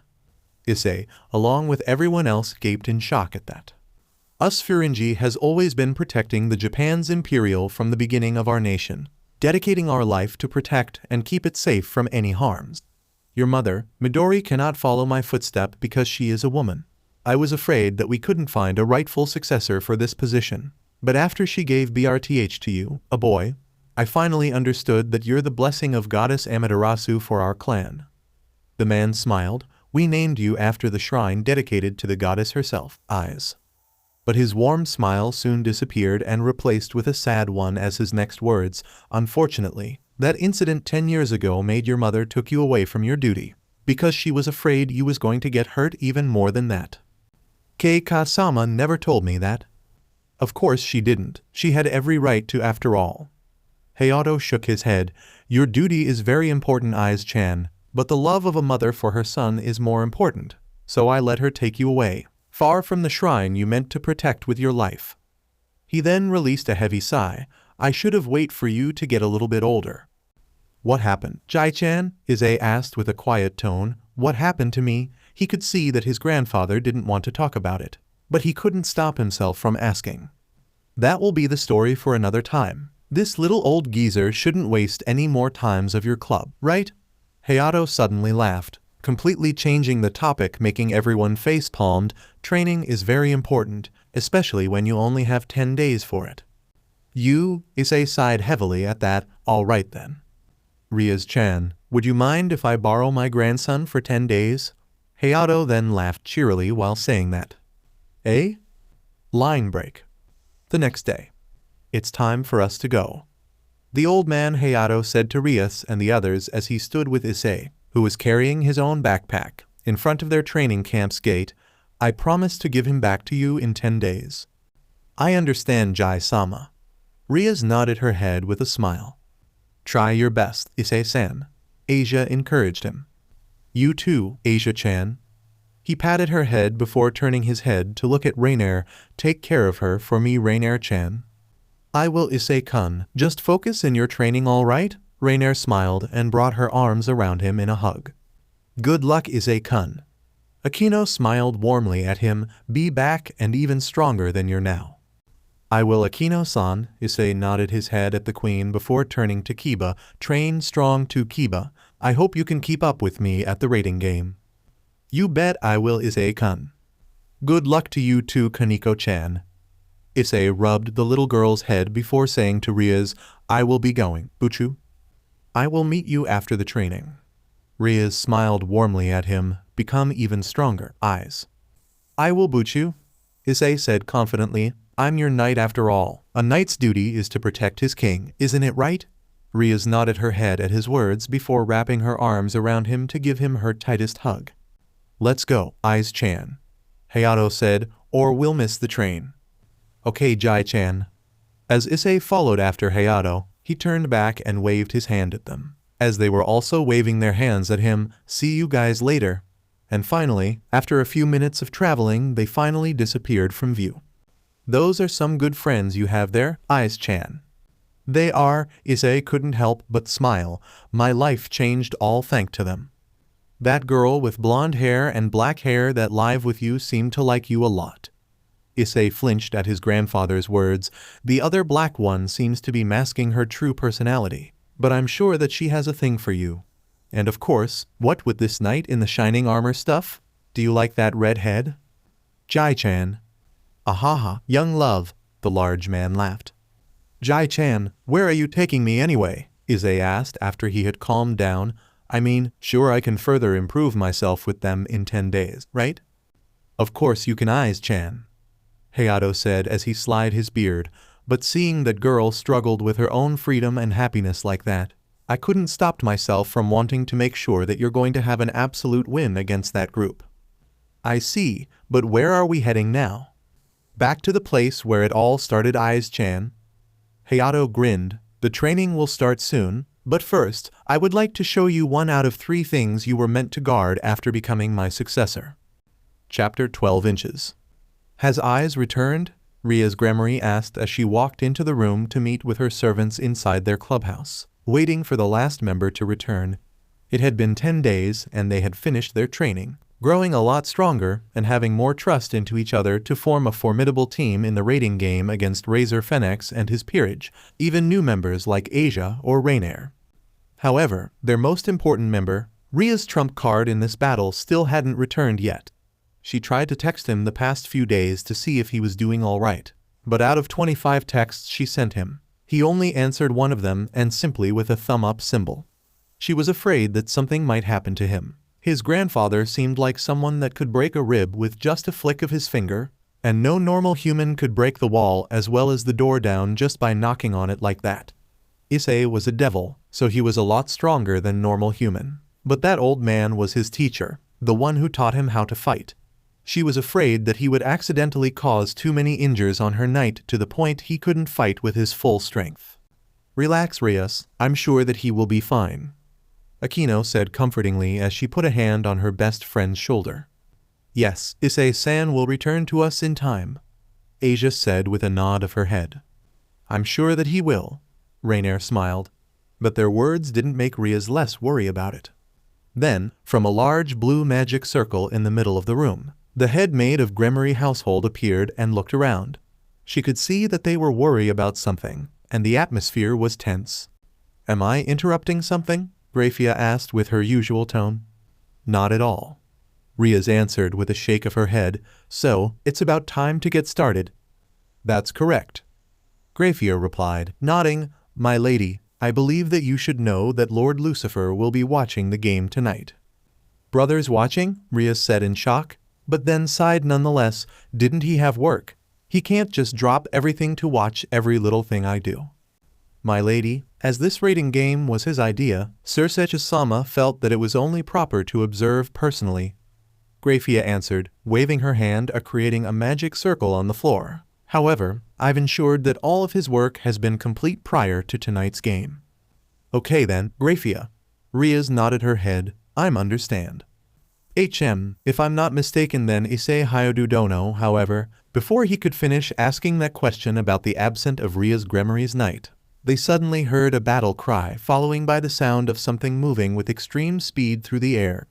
Before neither of them could wonder what was about to come, something crashed onto their clubroom through the wall above them. It was Hayato Hyodu, carrying Issei on his shoulders. "I give my boy back to you," he shouted as he dropped Issei down to the ground. Due to the impact of crashing through the wall, the knight lost his balance immediately and landed on his butt. "Gremory for the win," he shouted again with a laugh and crashed through the next wall, disappeared without a trace. For an old man with massive build, he moved really fast, maybe as fast or even faster than the speed of a normal knight. For some reason, they couldn't help but think it was nowhere near his maximum effort. "Monster," was the thought of everyone in the room, even Grayfia. "Eyes," Rias called out as she kneeled down next to Issei, as he tried to pick himself up from the ground. "Hey, Buchu," the knight made a nervous smile. "Hope I make it back in time." "Eyes," Rias smiled and made the signs as well. "Yes, I was so worried." "I'm sorry." He smiled warmly at her and stood up. "Eyes, where are your earphones?" Akeno couldn't help but ask, pointing to her ear to let Issei know what she was talking about. The knight then made a sheepish laugh and reached into his pocket, pulling what used to be his magical earphones out. Rias widened her eyes slightly at the broken pieces of the magical earphones. "My grandfather got excited about with this kind of technology, so he took it off to see how it works. After that he tried to put it back together and then, well, you got the idea." Issei made an apologetic face and scratched the back of his head. "I'm sorry, Buchu." "Don't worry, Eyes." Rias shook her head. It was something she had expected anyway. She then helped him got up to his feet and dusted his shirt from the pieces on the broken walls. "It's time, Aju-sama." Before Rias could ask about the result of his training, Grayfia spoke up. "Please, would you all step into the center of the magic circle?" The peerage then looked at each other before nodding their head, as they all followed after Rias, who walked into the magic circle. As they were about to teleport away, Kiba couldn't help but glance to his comrade. There was something different about him that he couldn't tell. But in truth, all the while, Issei was trying to keep a straight face, but in truth, he was freaking out. Line break. In a flash, the Occult Research Club was teleported from the clubhouse to an alternate space built solely for the match, taking the appearance of Kyo Academy itself, but with a purple sky instead of a normal one. "Hello everyone. I am Grayfia, a maid from the House of Gremory, and today, I will be the arbiter of the rating match between the House of Gremory and the House of Phenex," Grayfia announced loudly in the name of my MSTR, Sirzechs Lucifer. "I will be keeping my eye on this match. By using both Rias-sama and Razor-sama's opinion, We created this battlefield, which is a replica of the school, Kyu Academy, which Rias-sama attends to in the human world. All the while, Raynare helped him know with what Grayfia was talking about. The location where both teams were transported will be their base. Rias-sama's base would be the Occult Research Cubs clubroom located in the old school building. Razor-sama's base would be the Student Council's room located in the new building. For the pawns to use promotion, please head to the enemy's base to do it. Issei was the knight, so he didn't have to worry much about the promotion rule. But Kiba, however, would be a different story. He would only be able to use his full potential if he could promote himself to the knight. Being a pawn wasn't going to help him archive the speed and grace necessary for what he was trained to. Raynare, however, would need to become the queen to increase her power. Everyone, will you all please put this transceiver in your ears? Akeno said and gave everyone an earphones-type transceiver. She also gave Issei a pair of them, and he could finally hear again. Rias then said it while putting it in her ears. At the battlefield, we will be using this to communicate with each other. She turned to Issei and smiled. That's why I told you not to worry about it. Your earphones were created by the same technology of your hearing aids, so you can hear as well as communicate with us from a disdain. She then gritted her fist with a forced smile. I couldn't help but get the feeling that super old man might beat you up too much, so I asked the creator to prepare one for me. I see. Issei nodded his head. Thank you, Buchu. So they would receive the orders through this transceivers. Now it's the time for the commencement of the battle. Also, this match will continue till dawn in the humans' time.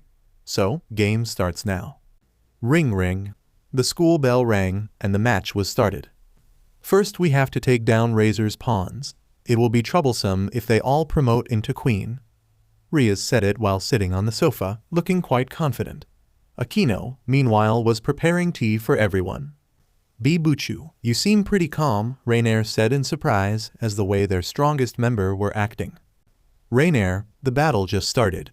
The rating game is originally a game that doesn't finish in a short time. There are times when it becomes a blitz, but mostly it's a game that takes very long, just like the actual chess game. I see, Raynare nodded her head. The rating game has a meaning only if you use the battlefield to the fullest. Rias continued to say, usually the base would be a fortress, a castle, or even a tower. There are forests and rivers between the two bases, and we battle using those areas. This time the school is our stage. Eyes, Rias called when she saw her knight started spacing out. Why, yes. Rias couldn't help but feel a little suspicious at the way Issei was acting, but she shook it off nonetheless, thinking it was just because he was getting worried about the rating game against powerful opponents like that. Kiba then stepped forward and spread a map on the table. It was broken into grid that was very similar to a chessboard, divided into grids, and there were English alphabets and numbers on it. Rias drew a circle around the old school building and the new school building with a red pen, marking her territory and Razor's base. There's a forest near our base. It's safe to assume that this is also our territory. In other words, the new school building would be Razor's territory. It's quite possible that there will be an ambush when you enter their territory. The school field is visible from the new school building, so it's dangerous to pass through here. Then do we have to go through the sports ground to get to the new school building? Rias chuckles at her Raynare's question. Normally, yes, but the enemy will also know that. So he'll have his servant positioned at the sports ground. He'll have his knight or rook positioned at one of the clubrooms located in the sports ground. No, if it's a sports ground, you will need a person with mobility. So he'll have 1 knight and 3 pawns, a total of 4 servants positioned here.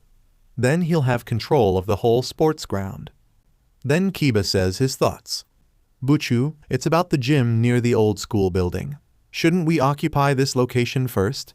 If we capture it here, then we will have a route to the new school building. The gym is a passage to both of the buildings, so we could also restrain the enemy's movements. Rias nodded at his opinion. Yes, I also have the same opinion. First we will capture the gym. In terms of location, the opponent may have his rook positioned there.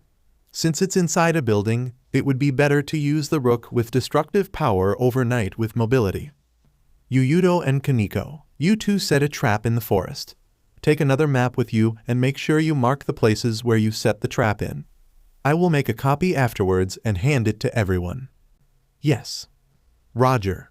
Kiba and Koneko nodded their head, receiving a pair of weird-looking toolbox from Akeno. Everyone else will be on standby until they finish setting up the trap. Oh, Akeno. Yes. After Yuyudo and Koneko returns, can you cast illusions and mists around the forest and the sky? Obviously a trap that only reacts to Razor's group.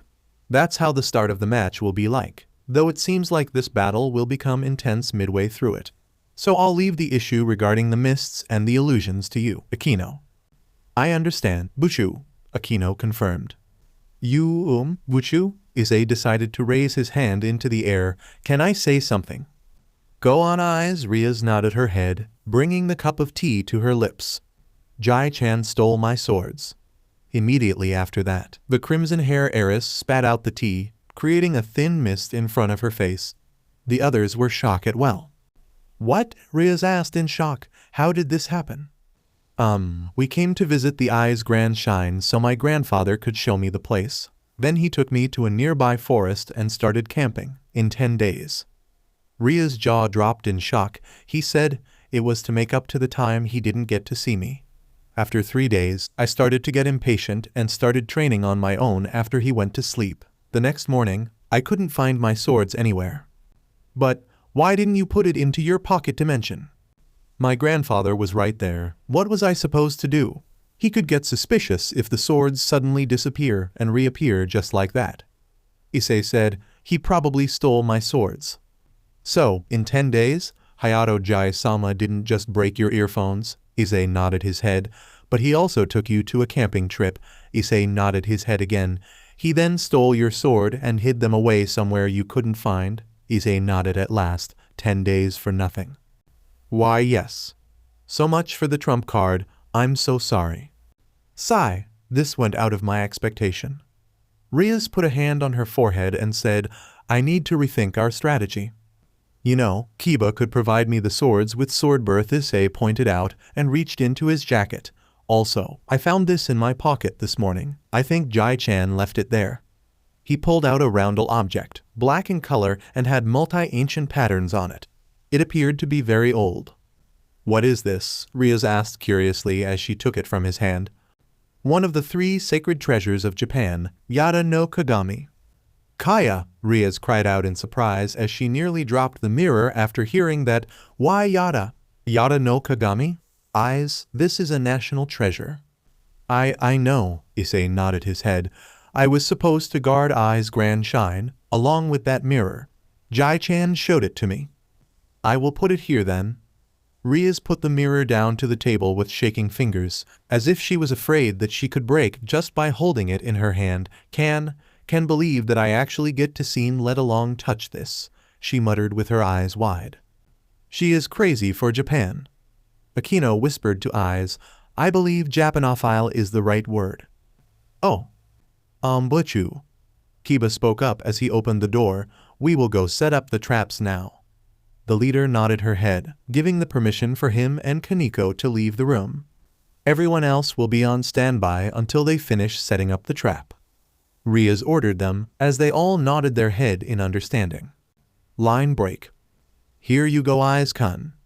With his sword birth sacred gear, Kiba was able to create a perfect replica of Eyes' swords. However, be careful with them. They're demonic swords but don't have all the power like the sword Rias Buchu gave you. I could be broken, and won't parry enemies' attack when fully charged. I don't need those attributes to be dangerous, Kiba. Issei told him as he took the swords. All right, Rias stood up and said to them, Asia will be on standby with me. But we will be going after we get a signal from Eyes and the others. You definitely cannot be taken down. It will be over if we lose our healer. Why, yes, Asia also replied energetically even though she was nervous. Their winning factor was to protect Rias, since she was the king but also Asia as well. Akeno, I trust you to move when you think it's the right time. Yes, Buchu. The strongest servant, Akeno nodded her head. The outcome would be decided with her move. Rias stepped forward after she checked everyone. Now then, my adorable servants, are you ready? We can't turn back now. Our enemy is Razor, who is said to be a genius from the immortal house of the Phoenix with a promised career. Now then, let's go and blow them away. Yes. All of them replied together and headed off. Koneko and Kiba left the old school building and, according to their plan, would approach enemy's base through the gym. They needed to get Kiba there so he could promote tonight. If they could archive this, then they would have two speedsters with incredible swordsmanship in the battle. Raynare, meanwhile, would go with Akeno, much to her displeasure, but followed after her king's order nonetheless. San, everyone, please do your best. Give them hell, Issei-kun. He could hear Asia and Raynare cheering for him from afar and couldn't help but smile at that. Forget about your grandfather, Rias said through their communication devices. Just fight like you always do and believe in yourself. I'm sure that no one could stop you. Thank you, Buchu. Go, my knight. There was no more turning back for him. Issei hardened his gaze and charged ahead of Kiba and Koneko and ran into the gym. Presence, enemy. Koneko alerted them the moment they stepped into the gym. Even before he could notice their presence, a loud voice echoes within the gymnasium. We know you are there, servants of Gremory. We watched you coming inside. That was a voice of a woman. If they already knew, then there was no need for us to hide ourselves. Then there are 4 female devils standing at the court. One of them was a woman with a china dress, the twins with green hair, and there was also the blue-haired pawn that tried to attack Issei, with a new martial arts stick in her hand. If he could remember right from Ria's explanation while Kiba and Koneko were away, the woman with the china dress was the rook, the twins were the pawns, making 3 pawns and 1 rook. The china dress woman made a kung fu stance and the small girl makes a stance with her stick. Lastly, the twin girls grabbed their chainsaws with a smile and activated them, making dangerous sound. Disassembling time, both of the twins said that happily and swung their weapons around. I will leave the pawns to you, senpai, Kiba-senpai. I will take care of. Catch Kiba. Issei then suddenly threw one of his sword to Kiba and charged forward. Wait, kun. But the knight reached for the earphones of his and removed them from his ears, cutting all communication with his teammate. As he charged forward, Issei took his sword back and held it against his waist and his free hand on its handle, making a stance while running with his body crouched low. Buchu explained to him very clear before. When they took a certain amount of damage and got into a condition where they could no longer fight, they would be forced to retire and get teleported out of the battlefield. The destination was a place with medical equipment. That was why it's alright even if they're hurt badly. It's not like they would die or anything if he go all out. Aka used the blade. In an action far faster than what he had been doing from the beginning, Issei twisted his body around and dashed forward, at the same time unsheathed his sword, making a round, relentlessly slashing movement, leaving a white and bluish afterimages of his blade on the path. He then stopped behind the 3 pawns and rook of Razor, putting the tip of his sword into its sheath and made a strong push. Click. The moment the arm guard touched the black sheath, Razor's servants cried out in pain and fell down to the ground before they were forcefully teleported away. Sharp cuts then suddenly appeared on the walls of the gym and they slowly fell down, collapsing in a loud collision with the ground. Ravel Phenex Sama's 3 pawns and rook retries. Those were some cruel words to Razor and the rest of his servants as his servants were teleported away. Yuyudo, Koneko, what happened to Jim? Rias called out to all 3 of them, but Kiba was the one who answered that. You won't believe what just happened, Buchu. The pawn said as he looked at Issei with wide eyes, kun, he unsheathed his sword. But before any of them could celebrate it, suddenly turned his body around and ran as fast as he could toward Kiba and Koneko. He couldn't hear, but his sense was strengthened because he didn't have to focus in hearing, so he could feel the heat approached him from behind. But it was already too late. It happened. Bang! A sudden explosive sound was made at the same position Kiba and Koneko was at. Koneko, even though he was a pawn, his speed was far superior than normal devils, so he managed to push himself out of the explosion.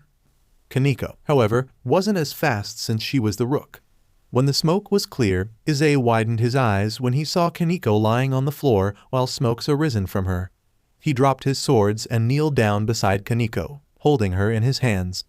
Kaneko's uniform was torn as if she was dragged into a bomb. There were parts of her uniform that were gone. Take. As Issei checked Koneko, Kiba shot up to his feet and stood beside them, holding his sword protectively while glaring at the woman flying on the sky with her devil wings spread. It was his queen, Razor's strongest servant. Fufufu. When you hunt a prey, the best time to take them down is when the prey accomplished something, because that's the time when the prey is the most vulnerable. It's enough for us to sacrifice many of our pieces in order to take down one of you. Your group has a small number of members to begin with. That alone will be enough to give a huge damage to your group, right? Even if you defeat us, you cannot defeat Razor-sama. It's useless to resist. The purple-haired woman laughed as if she found it amusing. Eyes Senpai Koneko muttered as he grabbed Issei's hands and made a sorry sign with her other hand. Rias told them to study sign language to communicate with Issei while they were at school, so she knew a few signs. I'm sorry, I wanted to be of more use to Buchu and everyone. There were tears in her eyes. Kaneko's body then got enveloped with light. The body started to fade and then it disappeared from his arms. Yubaluna then put her hands towards him, casting a spell to take out the remaining two standing before her. But before she could do anything, Akeno appeared and flew down between them, standing protectively in front of her comrades. Ara, I will be your opponent. Ravel Phenex Salma's queen, Yubaluna-san. Or should I call you the bomb queen? Akeno came between us as if she is trying to protect me. I don't like that name because of its bad taste. Priestess of Lightning. Though I was hoping I can fight you. Yuyudo-kun, you and Aiz-kun get out of here. I will take care from here. However, she was surprised when Issei suddenly shot up, grabbed his sword from the ground and charged forward recklessly, heading straight to Yubaluna. What a reckless knight, and I thought you will have more grace then, but she was then kicked to the back of her head with an unimaginable amount of force, that she thought her skull had been cracked open. Afterimage, Kiba gaped in shock at that. Issei shot down faster than Yubaluna could get up and held his sword with both hands before slamming it down the queen's head. Yubaluna gritted her teeth and brought her staff up to block it. What is wrong with you? The bomb queen asked in frustration as she was kicked to the chest by Issei. All the grace, the honor code of a knight was thrown away, and now he was like an angry warrior engaged in the fight to avenge his comrade. Seeing the queen in trouble, the other members of Razor's peerage came into action and tried to get to her, but their path were blocked by Kiba and Akeno. Their numbers far surpassed them, but with her power Akeno was managed to hold them back. Kiba engaged the two knights in a battle of sword fighting, creating multi-swords to aid him in the battle. However, he was soon knocked down when the other rook, Isabella, joined into the battle and caught him by surprise. This moment were enough to allow the knights to get past him and charged at Issei. Aiz-kun, Kiba knew about Issei's habit better than anyone else, so luckily enough, the moment Issei turned his head to his direction, Kiba threw the katana he was holding to Issei, who caught it with his free hand and blocked Sirzechs and Carlomene's weapons at once. He was forced back a little because of the Zweihander's power, but soon them back with something not many knights had, extreme physical strength. He didn't get physical Rias training for nothing. As Issei got the swords in his hand, Sirzechs and Carlomene suddenly got a chill ran down their spines when a cold and sadistic smile appeared on his face. He then pulled his unsheathed sword back and moved forward in a lightning-fast movement, making spear-like force appeared around the tip of his sword, blasting the two knights back. Issei then suddenly outstretched his hand. His action made the scabbards of his swords forcefully removed, revealed the blades. The knight then ran forward, violently slashing with both swords with the speed that none of Razor's knight could dodge. They were cut mercilessly, their clothes torn apart and their fleshes gushed with BLD. The moment Issei stopped his onslaught, with his shirt and face soaked with BLD, was the moment that Sirzechs and Carlomene were teleported away for emergency treatment. Eyes, Hayato Hyodu said as he looked at his grandson from the original school building. Somehow managed to look into the alternate dimension with only his naked eyes. So, you finally decide to come out after all these years, he stated calmly, but if anyone was there they could hear the wariness in his tone. He didn't know that his grandson could get out of control this quickly. Back into the dimension, both sides stopped their fighting when they heard a cold yet cruel and evil laughter coming from the Knight of Rias Gremory. The laughter got louder and louder as a purple aura then flared around Issei's body, shocking those who knew him. Slowly, the knight turned his bloody face around and looked at them, his eyes cold, and there no longer held any warmness of Issei Hyodu in them. "Eyes-kun," Akeno called out for him, but she was then found herself caught by Kiba and pulled away from the battlefield. "Yuyudo-kun. That thing is not Issei-kun." The knight cried out, "We need to get out of here." Before Akeno could make a retort, she heard Grayfia announced, "Razor-sama's 1 rook, 2 knights, 5 pawns, 1 bishop retire." Her eyes widened in shock at the announcement. Line break.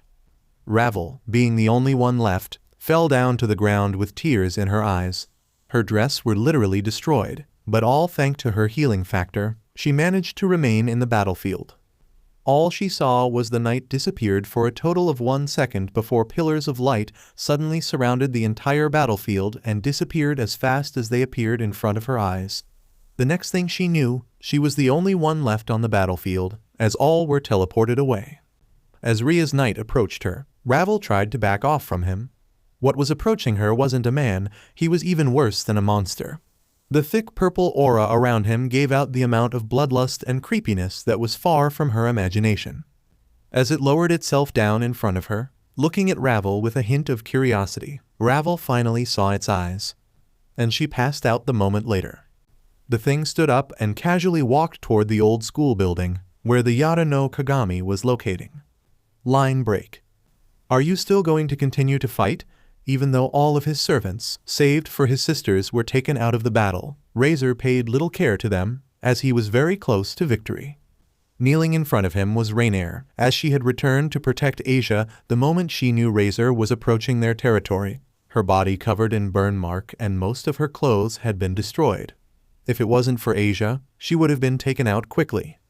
Rias wasn't too far behind her, she too was breathing strong, as she had been fighting Razor shortly after Issei destroyed the gym. There was little she could do to him, even combining with Raynare's spears of light. There wasn't much damage they could land on him before it was healed instantly.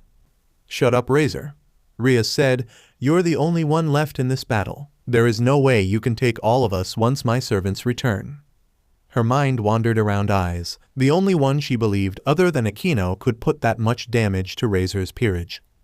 Razor casually raised his hand and blasted Raynare, who created a shield of light to protect herself, but it was soon destroyed and the fallen angel was teleported away from the field much to Ria's and Asia's horror. "Raynare One-sama," Asia cried out with tears in her eyes.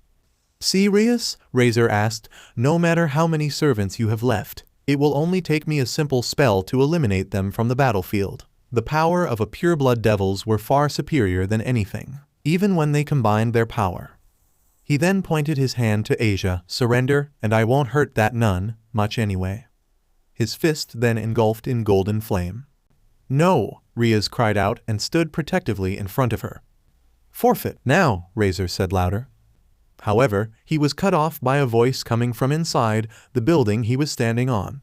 The voice was low, but close enough for his devil sense of hearing to pick up on. When the Empress fell from the Thunder Hill, Rias widened her eyes when she heard that voice, Eyes' voice. Lo, my great sovereign, a demon. But at the same time, it wasn't him. It was cold and somewhat cruel. The knight then made himself known as he busted through the rooftop of the old school building, landing softly between Rias and Razor, holding Yada no Kagami in his hand, which was glowing in a golden aura. "You?" Razor raised an eyebrow at Issei. "Eyes?" "Eyes-san." Asia tried to run to him, but unconsciously Rias held her back. "Terry's on the thunder." He then threw the mirror into the air, finishing with a cold and chilling tone from the depth of hell, "Come to me, Jido." A bolt of lightning then shot down from the sky and struck the mirror, making a blinding flash of light that was too much for the devil's eyes to handle. When the light died down, floating above them were no longer the legendary mirror, but a pure white katana with golden patterns of kanji along the scabbard. Electricity were cracking around the sword, as it was emitting so much raw power that Rias thought she was facing against the Mao himself. The sword then dropped down to Issei, and he caught it in his hand. tch, as if it had a thought of itself. Golden aura as well as yellow lightning then flared violently around the sword, like it was trying to resist Issei. But his hand then gripped the blade tighter, and the lightning then shifted between black and yellow. Then a moment later they disappeared. "Good girl," he said, chuckling darkly, then unsheathed his sword and raised it above his head. "Don't know what is going on, but you have to stay out of my business. Trash," Razor said loudly, bringing his fist back and making his wings bigger, shooting down to attack Issei. But he didn't expect Issei to come slash the sword down. All Rias and Asia saw at that moment was an enormous blast of pure white energy and lightning that swallowed Razor on its way through the alternate dimension. Even if Rias was behind Issei, she was blown away due to the unimaginable amount of raw power. She wrapped her arms tightly around Asia, shielding her from the burning energy. As Rias fell down to the ground and hit the ground strong, she could feel her consciousness slowly slipping away. But she could still see a Razor, his eyes and mouth wide in horror and his body covered in horrible injuries, fell before Issei and forcefully teleported away.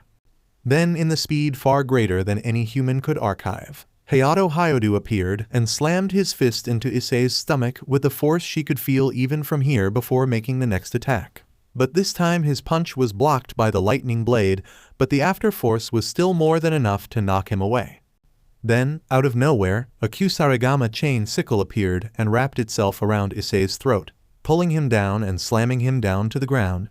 She then heard Hayato shouted out something as a woman with waist-length raven hair dressed in a small pink kimono and long purple stockings suddenly appeared and attacked Issei with furious slashes from the Kusarigama she was wielding.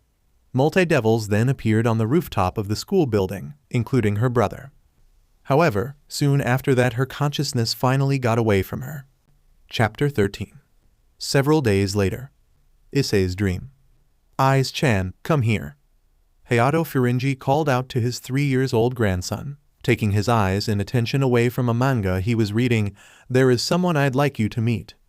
The small child's eyes turned to the person standing next to his grandfather, and saw a appealing lady with golden eyes, hair styled in the traditional Harem cut, with 2 bangs framing her face perfectly and the rest of her long black hair flowing freely behind her back, with 2 large strands of white mixed in. She was wearing a pure white kimono, but with a yellow obi, and holding a pure white katana with golden patterns along the scabbard. "Whoa, Jai-chan!" Issei immediately shot up to his feet and ran at his grandfather. "Who is this pretty lady?" he asked excitedly, making the woman giggle softly at his energetic personality. "Ise-chan, please show some respect." Hayato sighed before introducing with a huge grin, "This is Empress Jidou, and from this day she'll join us in your training." Issei widened his eyes at this and immediately bowed his head. "It's my honor to meet you, Jidou-sama." "Please, the honor is all mine, child." Jidou smiled softly at him and got down on one knee so she could look at him in the eyes. "He sure look a lot like you when you're this age, Hayato." The old man only laughed at that. "Jidou-sama, are you really that Jidou in the story my grandfather told me about?" Issei asked curiously, looking at the Empress from head to toe. "Why yes, Ise-kun." The Empress smiled warmly and ran her hand on his head before putting the sword forward. "I'm looking forward to the time we're going to spend with each other from now on, so let's be friend, okay Ise-kun?" "Hi," the child nodded his head rapidly, smiling at the appealing, giggling Empress, whose face was then turned into a look of horror, with BLD running down from the corner of his mouth as Issei stabbed the white katana, sugary no ontachi, into her chest with an angry, full of hatred cry before pushing her back and across them, slamming her into the wall behind them, and stabbed his sword further into her flesh. "Izekun," the Empress muttered with a weak voice, as she then cried out of pain when a bolt of lightning from the sky struck her, sending 1,000 volts of electricity through her spine. The blade itself was then cracked with electricity, and even the child who was holding the sword wasn't spared from its power. But despite the fact that his shoulder and body, as well as his sense of hearing, were being torn apart by the electricity, Issei didn't cry like a normal child should when he was in pain. He was laughing, a cruel and evil laugh that shouldn't belong to a child. When it was all over, Issei released the sword and looked at Jidou. His eyes slowly returned to normal and the cruel expression finally disappeared from his face. He then looked at Jito with shock and horror. Tears flowed out from his eyes as he grabbed onto her body and cried. Jito, with the last strength within her, reached her hand out to touch his cheek. It's alright, yo, you are safe now. But he couldn't hear it, because his sense of hearing was completely damaged and destroyed. I will forever stay by. But it was all she could muster during her final moment. And the moment eyes dropped down to the floor because of the pain was the moment Issei Hyodu woke up from his coma. No, he screamed out and shot himself up. But before he could do or even see anything, he was pushed down to the bed again by an extremely fast woman, who held a kusarigama in her hands, lunged at him, and pushed her knee into his chest, forcing him back to the bed, and held a sickle at his neck. The other sickle held above her head and readied for a strike. What? She was saying something, but he couldn't hear it because he didn't have his headphones with him. Issei tried to reach his hands out to tell her to stop, but it was the moment he realized his arms were completely bound. Not just his arms, but his legs was also being held down a bed by chain and shackles. Those binding objects must be magical, because he couldn't even move a muscle of his arms and legs. Chan, Hayato busted into the room after hearing his grandson's cry and widened his eyes at what he saw. Shigeru, it's all right, he's back. I don't trust it, the woman said as she pressed the sickle tighter into his neck, drawing some blood. I must be a trick. Look at his eyes, Shigeru. Hayato shook his head and said softly, my grandson is back. Shigeru turned her head back to look at Issei, directly into his eyes for a few seconds before taking back her weapon and removed herself from him and got down to the ground, though she didn't drop her guard and still had the weapon in her hand. Jai-chan, Issei muttered when Hayato walked up to stand next to him, a soft smile on his face. Chan, how are you feeling? Hayato asked with the perfect hand signs. The Knight of Rias Gremory only shook his head. His hands were completely bound. There was no way for him to answer Hayato's questions with sign language. Since he didn't have his headphones on, speaking from this point would be a whole lot harder. Where am I? Issei asked, trying to imagine hearing those words with his ears. Rias-chan's home in the underworld. Hayato grinned and pointed around. This is actually her room, you know? Issei widened his eyes in surprise at that and finally looked around. Finally realized that he was lying on a bed that was too large for a hospital's bed and too comfy to be his bed at his house. Ria's room was big, at least as big as the entire second floor of his house, and painted mostly in pink, white, and crimson. Every furniture within the room was high-class quality, and Issei could see many bookcases beside a gigantic wardrobe and countless action figures on top of them. There were many stuffed toys too, but they were put orderly at a corner of the room. Issei then snapped his head back to look at his grandfather as he remembered about Rias, his comrades and the raiding game against Ravel Phenex and his peerage. Where? But Hayato then shook his head and put a hand on Issei's forehead. The other reached out to remove the binds on his grandson's wrists with just a flick of his fingers. Issei could see that the black-haired girl was looking at him warily while his grandfather was removing the shackles, but at least she didn't try to do anything other than that. Rest for now, Chan. After removing all of the binds, he told Issei that, What happened to me, Jai-chan? Issei asked, bringing both of his hands up to ask Hayato as more and more memories about the raiding game and the dream was replayed within his mind. Till that moment, Issei could still feel it, the unimaginable power surging through his power the moment he held that white sword in his hand. His scars and ears arched painfully while he was using that as well. Could it be that it had something to do with that incident in the past? The knight couldn't stop himself from wondering. Hayato could only sigh at that question before making up his mind. The old but powerful man reached his hand to pull a chair toward him and sat down. Promise me that you are not going to blame yourself for it, Chan. Issei widened his eyes at Hayato's request. The past is the past. What matters now is that you move on to the future. Issei looked at Hayato for a moment before nodding his head. Please, tell me. Line break. This is unacceptable, Rias Gremory said loudly as she glared heatedly at her brother, who was sitting on the lawn beside their parent. Is my knight. Why am I forbidden to come and visit him? She asked, ignoring Akeno who was trying to calm her best friend down. Her peerage was also present, but aside from Akeno neither of them wanted to be a part of Ria's anger. Again, Asia and Raynare were very worried about Ai's condition, but in this matter, in front of the Mao himself and a group of high-class devils, family of their king, they had to keep their opinion for themselves unless they were absolutely necessary. Several days had passed since the battle against Raynare Phenex, and while the end wasn't what they were predicted, it was still a win for Rias Gremory, and the engagement marriage between Gremory and Phenex was officially cancelled. There were rumors that Raynare was hurt so much that his Phenex's healing factor barely managed to save him from losing his mind to the pain. He was still recovering, but his mental was very unstable and chose not to leave his run in any circumstances. Issei, however, was taken down in a combined effort of her brother, his grandfather, and the woman with the Kusarigama, Shigeru Kusaka. Apparently before being put down, Issei attacked everyone on sight after Rias lost her consciousness and took down all the guards of the match and 3 members of her brother's peerage, including Grayfia, the strongest queen of the underworld herself. He lost his consciousness after his grandfather landed a very powerful blow and had been in a coma since then. The higher-ups of the devil faction wanted to hold him custody until they decided if he was a threat to them. But a woman came and stopped them from doing all of that, saying if they tried to do anything to him, they would have her and the entire Shinto pantheon at their enemies. The woman was Amaterasu, the goddess of the sun and universe, the leader of the Shinto pantheon. And so, the Gremory were allowed to take care of Issei only when they had someone strong enough to watch over him all the time. Shigeru Kusaka volunteered herself, and apparently she had the same position as Issei in guarding one of the other 2 legendary sacred treasures of Japan. Because he is dangerous, that's why Rias. Valene Gremory, the lady of Gremory household and mother of Rias, said sternly, "Until we're sure that he poses no threat to us, you will be allowed to come and visit him."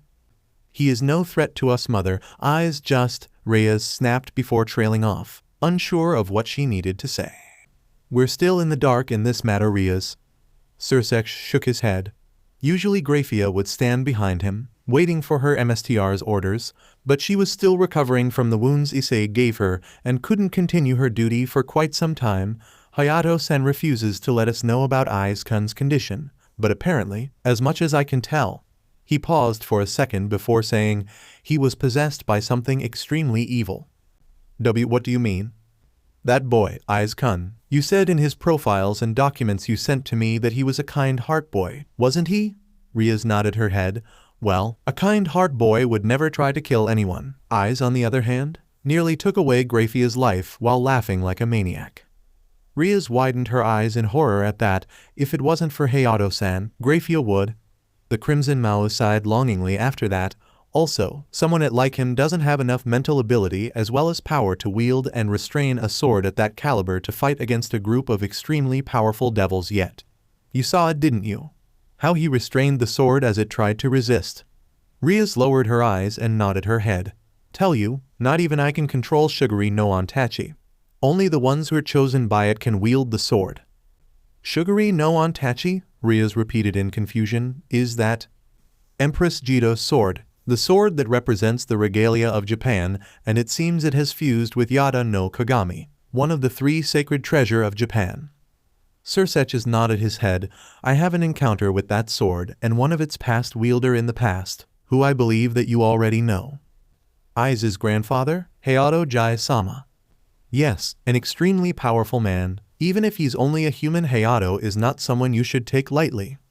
Rias and her peerage couldn't help but nod their head, since everything he had done to surprise them so far was nothing but inhuman. Anyway, that sword, Shuguri no Ontachi, is passed down from generation after generation, so Ai's must be its current wielder. The Furinji has been guarding Ai's grand shrine, the place that is holding both the sword of Empress Jido and the sacred mirror of Japan. This duty is always taken by the oldest male of the Furinji household, but Hayato-san only has one daughter, so she cannot take over that role. Ai's last name, Hayodu, must be from his father. Oni-sama, that sword, Rias decided to ask, and the other soon fell into silence. Is it a holy sword like the Kusanagi no Tsurugi? Because the feeling I had during that blinding attack, the white blast of energy, it burned her and Asia like the most powerful light-based magic. It was lucky that she wasn't caught directly in that blast. No, it's not a holy sword, it's an elemental sword. That blast of light is simply a release of its original power, lightning. Lightning? Akeno asked in surprise. Yes, but with the power 3 times greater than original lightning. Being near it is enough to make your skin feel like it's being burned by light-based magic. And a single strike like that can kill almost anything and, as you can see, even overpowered Phenix's regeneration ability. Sirzechs explained, while most of its powers remains unknown. Sugary no Ontachi, known as the most powerful elemental sword and placed as the 3 most powerful swords in this world, alongside with the ultimate holy sword Caliburn and the demonic emperor sword Gram, wielding it is no easy task. He then pointed to his head, because as far as I know from Hayato-san, that sword has its own thought and personality, and he compared it to a feisty, diamante woman. They all sweat dropped after hearing that, but it had clearly lightened up the atmosphere. I see, Rias chuckled nervously. Anyway, being a wielder of a sword like that, as well as an important figure to the Shinto pantheon, I'm sure that Ai's-kun will be alright. Sirzechs smiled. Even holding him here is a little bit risky for us, so just stay on your guard until Hayato-san say otherwise. That won't be necessary. They all turned their head around and saw Issei's grandfather grinning at them while stroking his beard and giving them the peace sign. Ai's-chan is awake. You can all come to visit him now. Ria's face immediately brightened up after hearing that. The same could be said to her peerage. Really? Rias asked with a large smile before standing up from her seat and bowed her head to Hayato. Thank you, Jai-sama. She then turned to her servants and said, let's go, everyone. They all nodded their head and followed Rias after saying goodbye to Issei's grandfather and Ria's family. Is it okay for them to meet, Hayato-san? Lord Gremory asked. How is he, Hayato-san? Don't worry, Ai's condition has stabilized. Shigeru is also there to watch over him in case anything happen. Hayato stated calmly, and he won't hurt your daughter, Gremory-san. Rias-chan as well as the others have a special place in his heart. They meant a lot to him. Sigh, maybe I was worried too much. Venilana released a sigh in relief while shaking her head. You have every right to, Venilana-san. Your daughter has become my grandson's MSTR, and while I don't want to admit it, Rias-chan has gotten herself into some very serious trouble. He then made a strong, determined face, but I'll guarantee you that I will do everything in my power to help my grandson, to prevent an incident like this from happening ever again. I see. Venilana made a small, grateful smile. Thank you, Hayato-san. I hope Ai's-kun is going to be alright. Sirzechs spoke up, or else my sister is going to be really angry at me. Don't worry, he's survived worse. Ai's-chan is going to be alright. Hayato said before grinning at Sirzechs. Anyway, this really bring me back. Hayato laughed while looking at Sirzechs. How are you doing, young man? Still got your butt hanged to your girlfriend? Hayato-san, we broke up a few decades ago. The smile dropped immediately, but how about a cup of tea to reminisce about old times? Oh ho ho, yes, please do. Hayato grinned. Line break.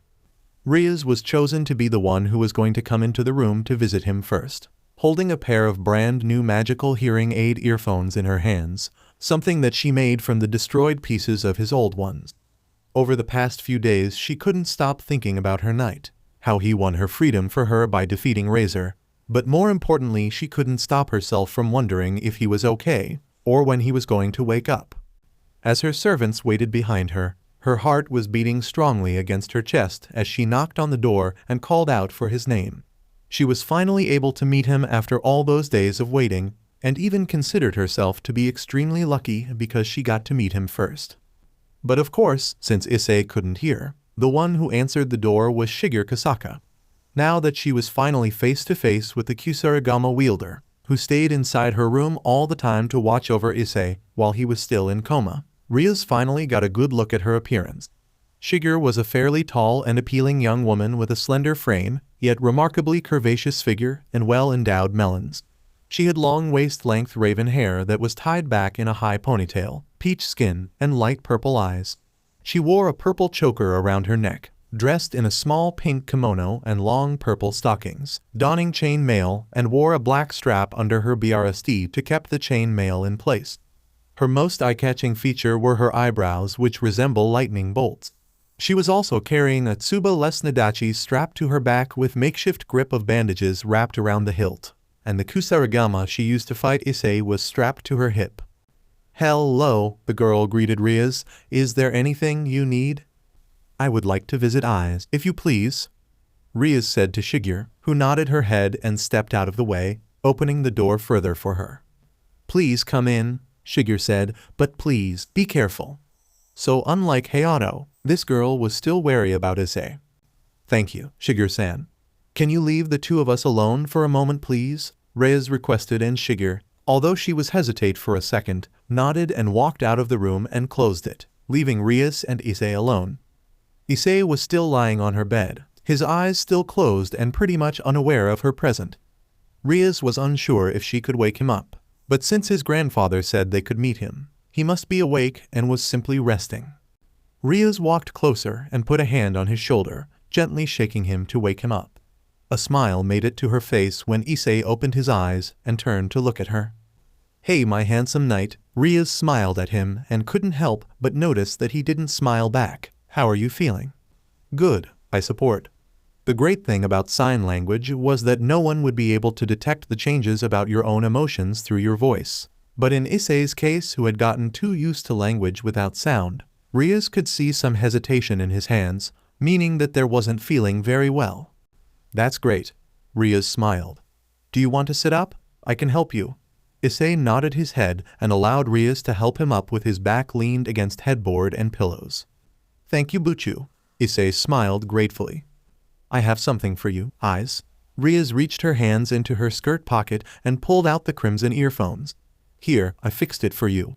She smiled and handed him the earphones, which looked as good as new and still functioned properly when Issei pressed the button. Issei looked at his earphones for a moment before putting it on his ears, and finally he could hear once again.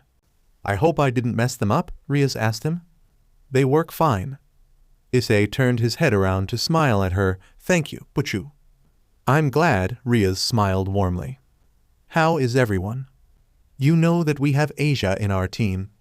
No, not them. Issei shook his head and said with a forceful tone, the ones that I hurt. Eyes, it's not your fault. Answer me now. He pressed again, this time a little bit louder and forceful. His eyes were cold and emotionless. Rias was taken apart by his reaction, and was now looking at him with her eyes wide in nervousness. I'm sorry. The knight looked away, lowering his head with his bangs overshadowed his eyes. Rias was hesitate for a moment, but she reached her hands out to wrap around his bigger one and squeezed comfortingly. I know it's strong for you, Eyes, but please don't blame you for this. Rias said soothingly, it's not your fault. You're not even yourself at the end of the rating game. Asia's ability allowed her to heal them. Grayfia got the worst, but she is having a speedy recovery. Rias told him, choosing the right words to make sure that she won't make it worse for her knight. She is not called the strongest queen for noting, after all. But still, Issei trailed off, I could have hurt you and everyone too. Again, Eyes, you were not yourself. She then made a smile. Also, I believe that you'll never hurt me, or Asia, or anyone in this matter. Rias reached one hand up, putting it on his cheek and gently turned his head toward her. I guess Hayato Jai-sama has already told you this, but please, don't blame yourself for it. It's not worth shouldering everything by yourself, Eyes. You have me, have us with you now, and we'll do anything to help you. Issei smiled softly at her soothing words, and closed his eyes before nodding his head. Thank you, Buchu. Rias smiled brightened with his words and stood up from her seat, wrapping her arms around her knight in a tight hug, bringing his face to her chest, much to his surprise. Also, it's all thanks to you that I'm now free to choose whoever I want to marriage. Rias said as she leaned her head against the top of his head. You won it to me, Eyes. I'll forever in your debt. Don't worry, Buchu. I'm glad that I could help. Truthfully, he wanted to be the one who did it. But what really mattered was that they had won, and now Rias was free from her engagement with Razor. I'm your knight, after all. A knight in a shining armor. Rias giggled and then released him from her hug. The others are waiting outside, right? Issei asked as he turned his head to look at the door. Yes, and they're dying to meet you. Rias nodded her head and pointed to the door. If you want, I can call them in and... No, Buchu, I should come out to greet them, since I was the one who made them so worry. Issei said as he pulled the blanket from his body and turned around to put both of his feet onto the ground. This is your room after all. Maybe it's time I return it to you." "That is a no for you two eyes." Rias shook her head and tried to push him back to the bed, as gently as she could. "You should rest. Plus, I don't mind you using my room or anything." "Don't worry, Butchu. I feel fine."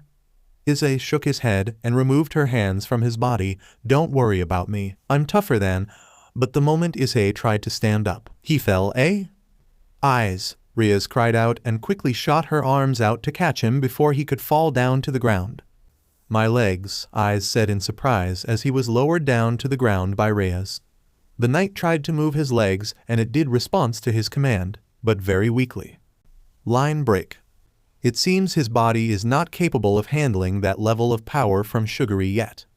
Hayato said to Rias and her group while stroking his beard, watching his grandson from the other side of the room. Issei was currently receiving physical therapy by Underworld's best physical therapist, his hand holding onto a pair of bars at waist level and slowly taking each step with shaking leg. Sugary's power is extremely powerful lightning-based magic. Even the user won't be spar from its overwhelmed power, result in losing control of some part of their body for a while without the proper treatments. You know how the brain control the body, right? Rias and Akeno nodded their head. The sword's power is so strong that it can disturb even the lowest electrical activity of the brain. He did use it to fight against Mau-class opponents after all, so this is something I should have expected. "Is he going to be all right?" Asia asked worriedly. This was the first time she felt so powerless and useless for Issei. She got the power that could heal any wound, and yet she couldn't even heal his hearing, and now his legs. "He will." Hayato grinned. "He has survived worse than that." They all knew that he was talking about the scars on his body, even when the sword is now his. To be able to control Sugary properly at its greatest level of power, not only did he need to gain her trust, train more in using her powers, but also has to train his body to endure the effect of the sword. He then raised his hand and flexed his muscles, grinning maniacally with his eyes shone like flashlights, at least to this level. Rias paled, as she could barely imagine what kind of training Hayato had gone through to archive a monstrous build like that. "I would rather he's not," Rias chuckled nervously. "He's fine the way he is now." She smiled softly while looking at Issei, who finally got a hang on walking again. "By the way, Hayato-san, where is the sword?" "Gone for now." Hayato answered Kiba's question. To be able to summon it again, Issei has to read Empress Jido's poem. Each word is the necessary code for summoning. "I see." "By the way, Rias-chan, can I make a request to you?" Hayato then said. His voice suddenly became serious. "Of course, Jai-sama. Until I found a way to help Issei-chan, you must limit the amount of battle he gets himself into." Hayato said seriously. "I know that it might be impossible because you're devils and all, but at least try to make the fighting easier for him. The more he succumbs into bloodlust, the quicker he loses himself. There is something very cruel and evil living inside his soul, and it will take every opportunity to get out." "I understand." Rias nodded her head firmly. "Sigh, I'm too old for this," Hayato said as he pulled out a massive lollipop from his pocket, shocking them. Eyes-chan is a kind boy and his heart is pure, but the moment he picks up his sword will be the moment the demon tries to take over.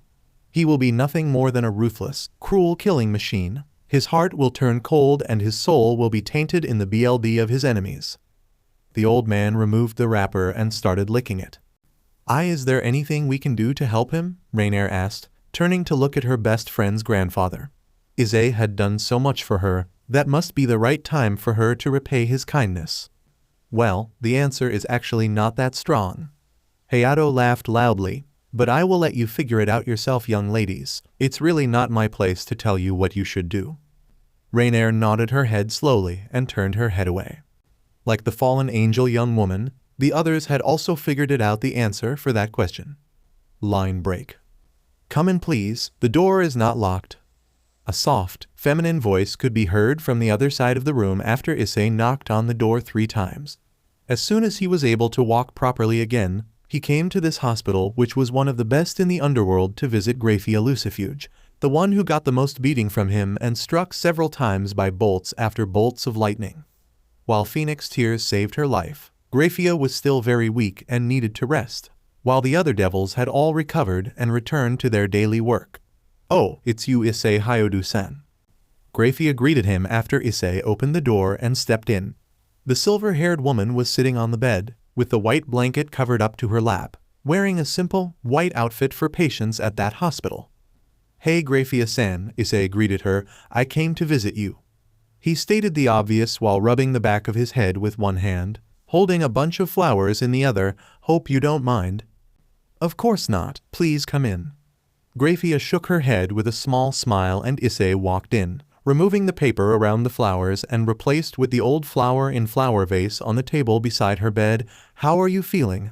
Grayfia then widened her eyes a little because she and Issei asked that question at the same time. You first, Grayfia-san, Issei quickly added. I'm all right. There is no need for you to be so worried about me. Grayfia smiled. I'm tougher than I look, you know? Yeah, I heard that you're the strongest queen of the underworld, so I guess. Issei chuckled nervously before sitting down on the chair next to her bed. Anyway, I come to. There is no need for you to apologize-san. Grayfia shook her head. Sirzechs-sama told me about your condition, and even if he didn't, I would never blame you for some tiny scratches. She joked lightly before saying, it's not your fault. But still, Issei trailed off as he looked away. People kept telling him that it was not his fault, but he was the one that struck them with lightning, right? How are you feeling, Issei-san? I'm fine, mostly, Issei said as he glanced down to his legs. He still needed to receive physical therapy for a few more days. Walking normally was the only thing that he could do now, and harder actions like kicking or running at normal speed or ever at top knight speed was still too much for his legs to handle. I'm sure you will be fine, Issei-san, Grayfia said, smiling. After all, you're the blessing of the Shinto goddess Amaterasu on human. I wouldn't call myself like that. Issei chuckled in embarrassment while scratching the back of his head. I'm not that special. Everyone is special in their own way, you just have to figure it out what it is. Yeah.